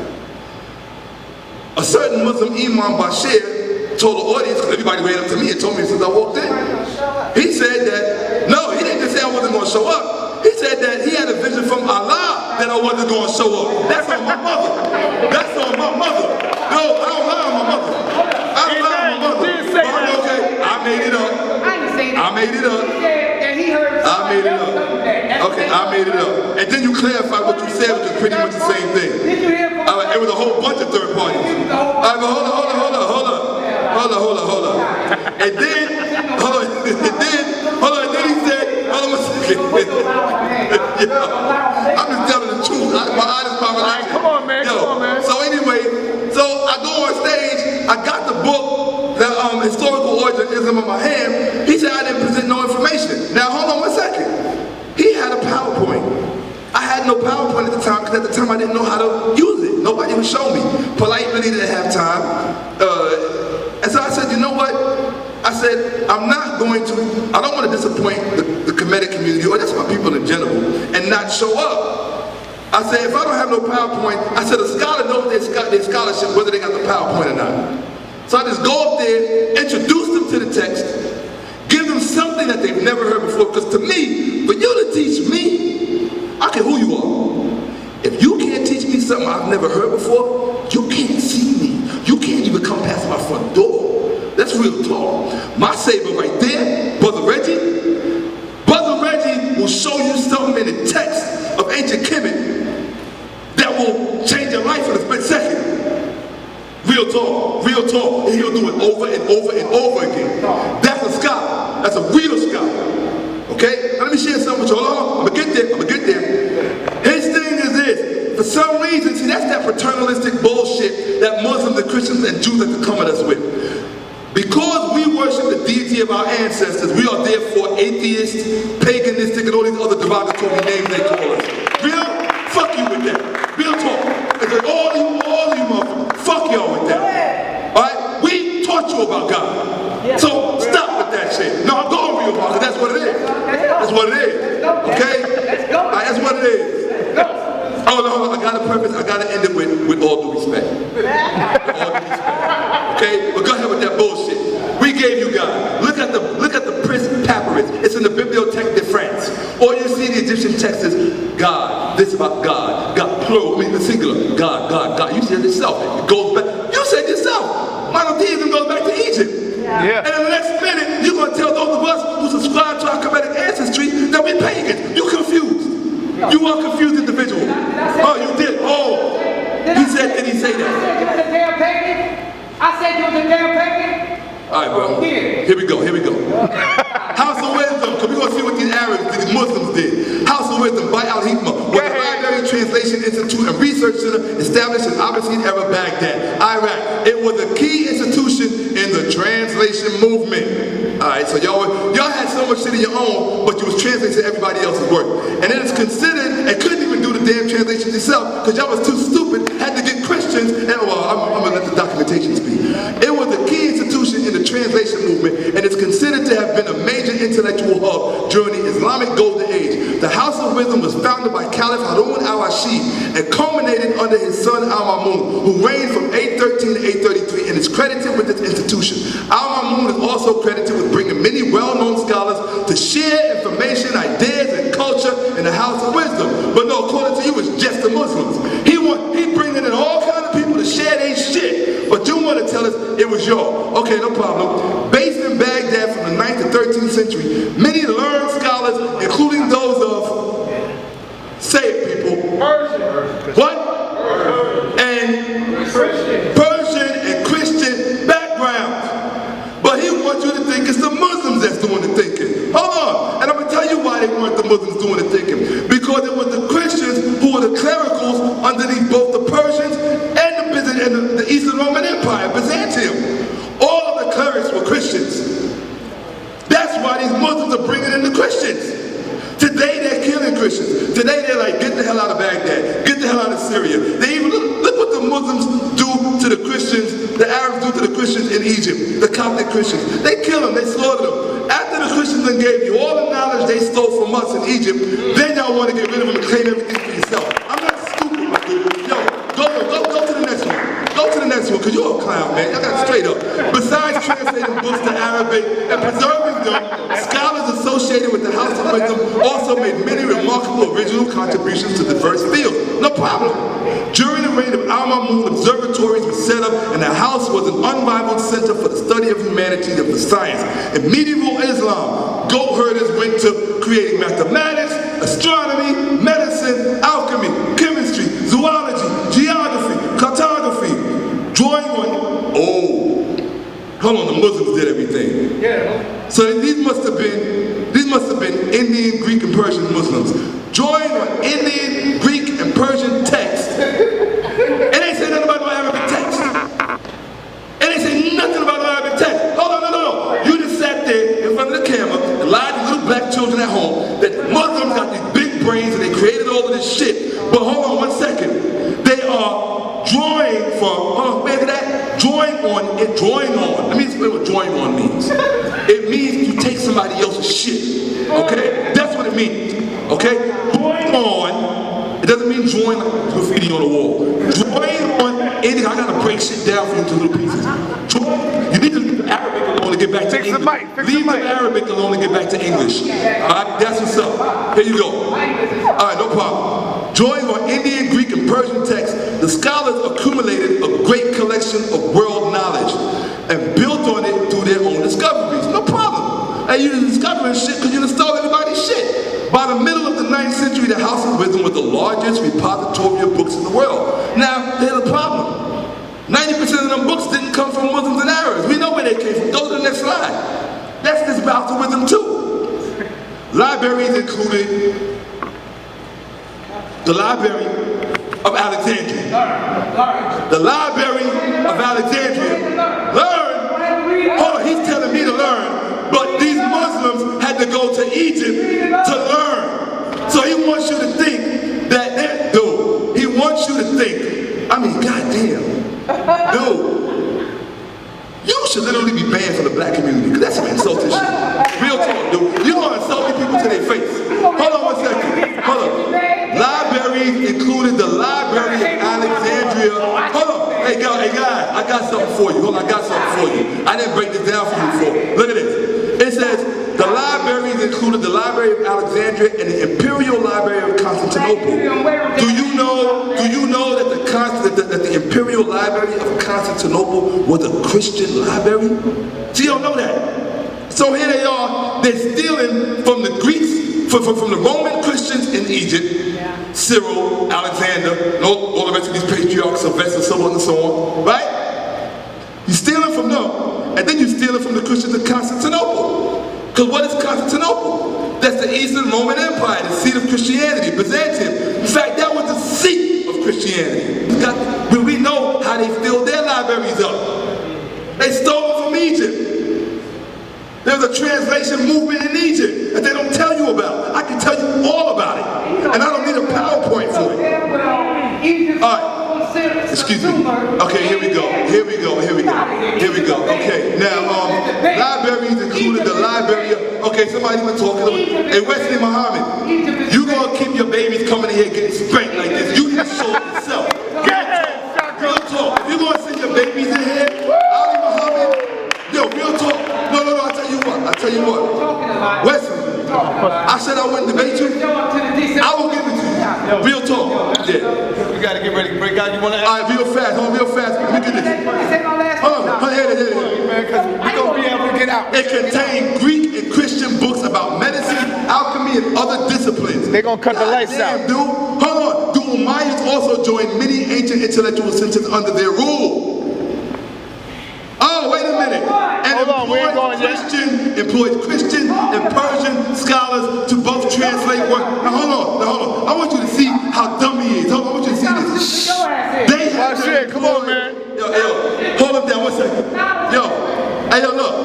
They had to employ Christian and Persian scholars to translate it into Arabic. They couldn't even translate the shit into Arabic themselves. That's how stupid these motherfuckers were. That's how stupid they were. Sanetta, look at this. Now look at this. Look. They had to employ, Sanetta, look at this. They had to employ Christian and Persian scholars to both translate works into Arabic. They couldn't even translate the shit into Arabic themselves. That's how stupid they were. And he wanted me to believe that the man, done, smoke, over.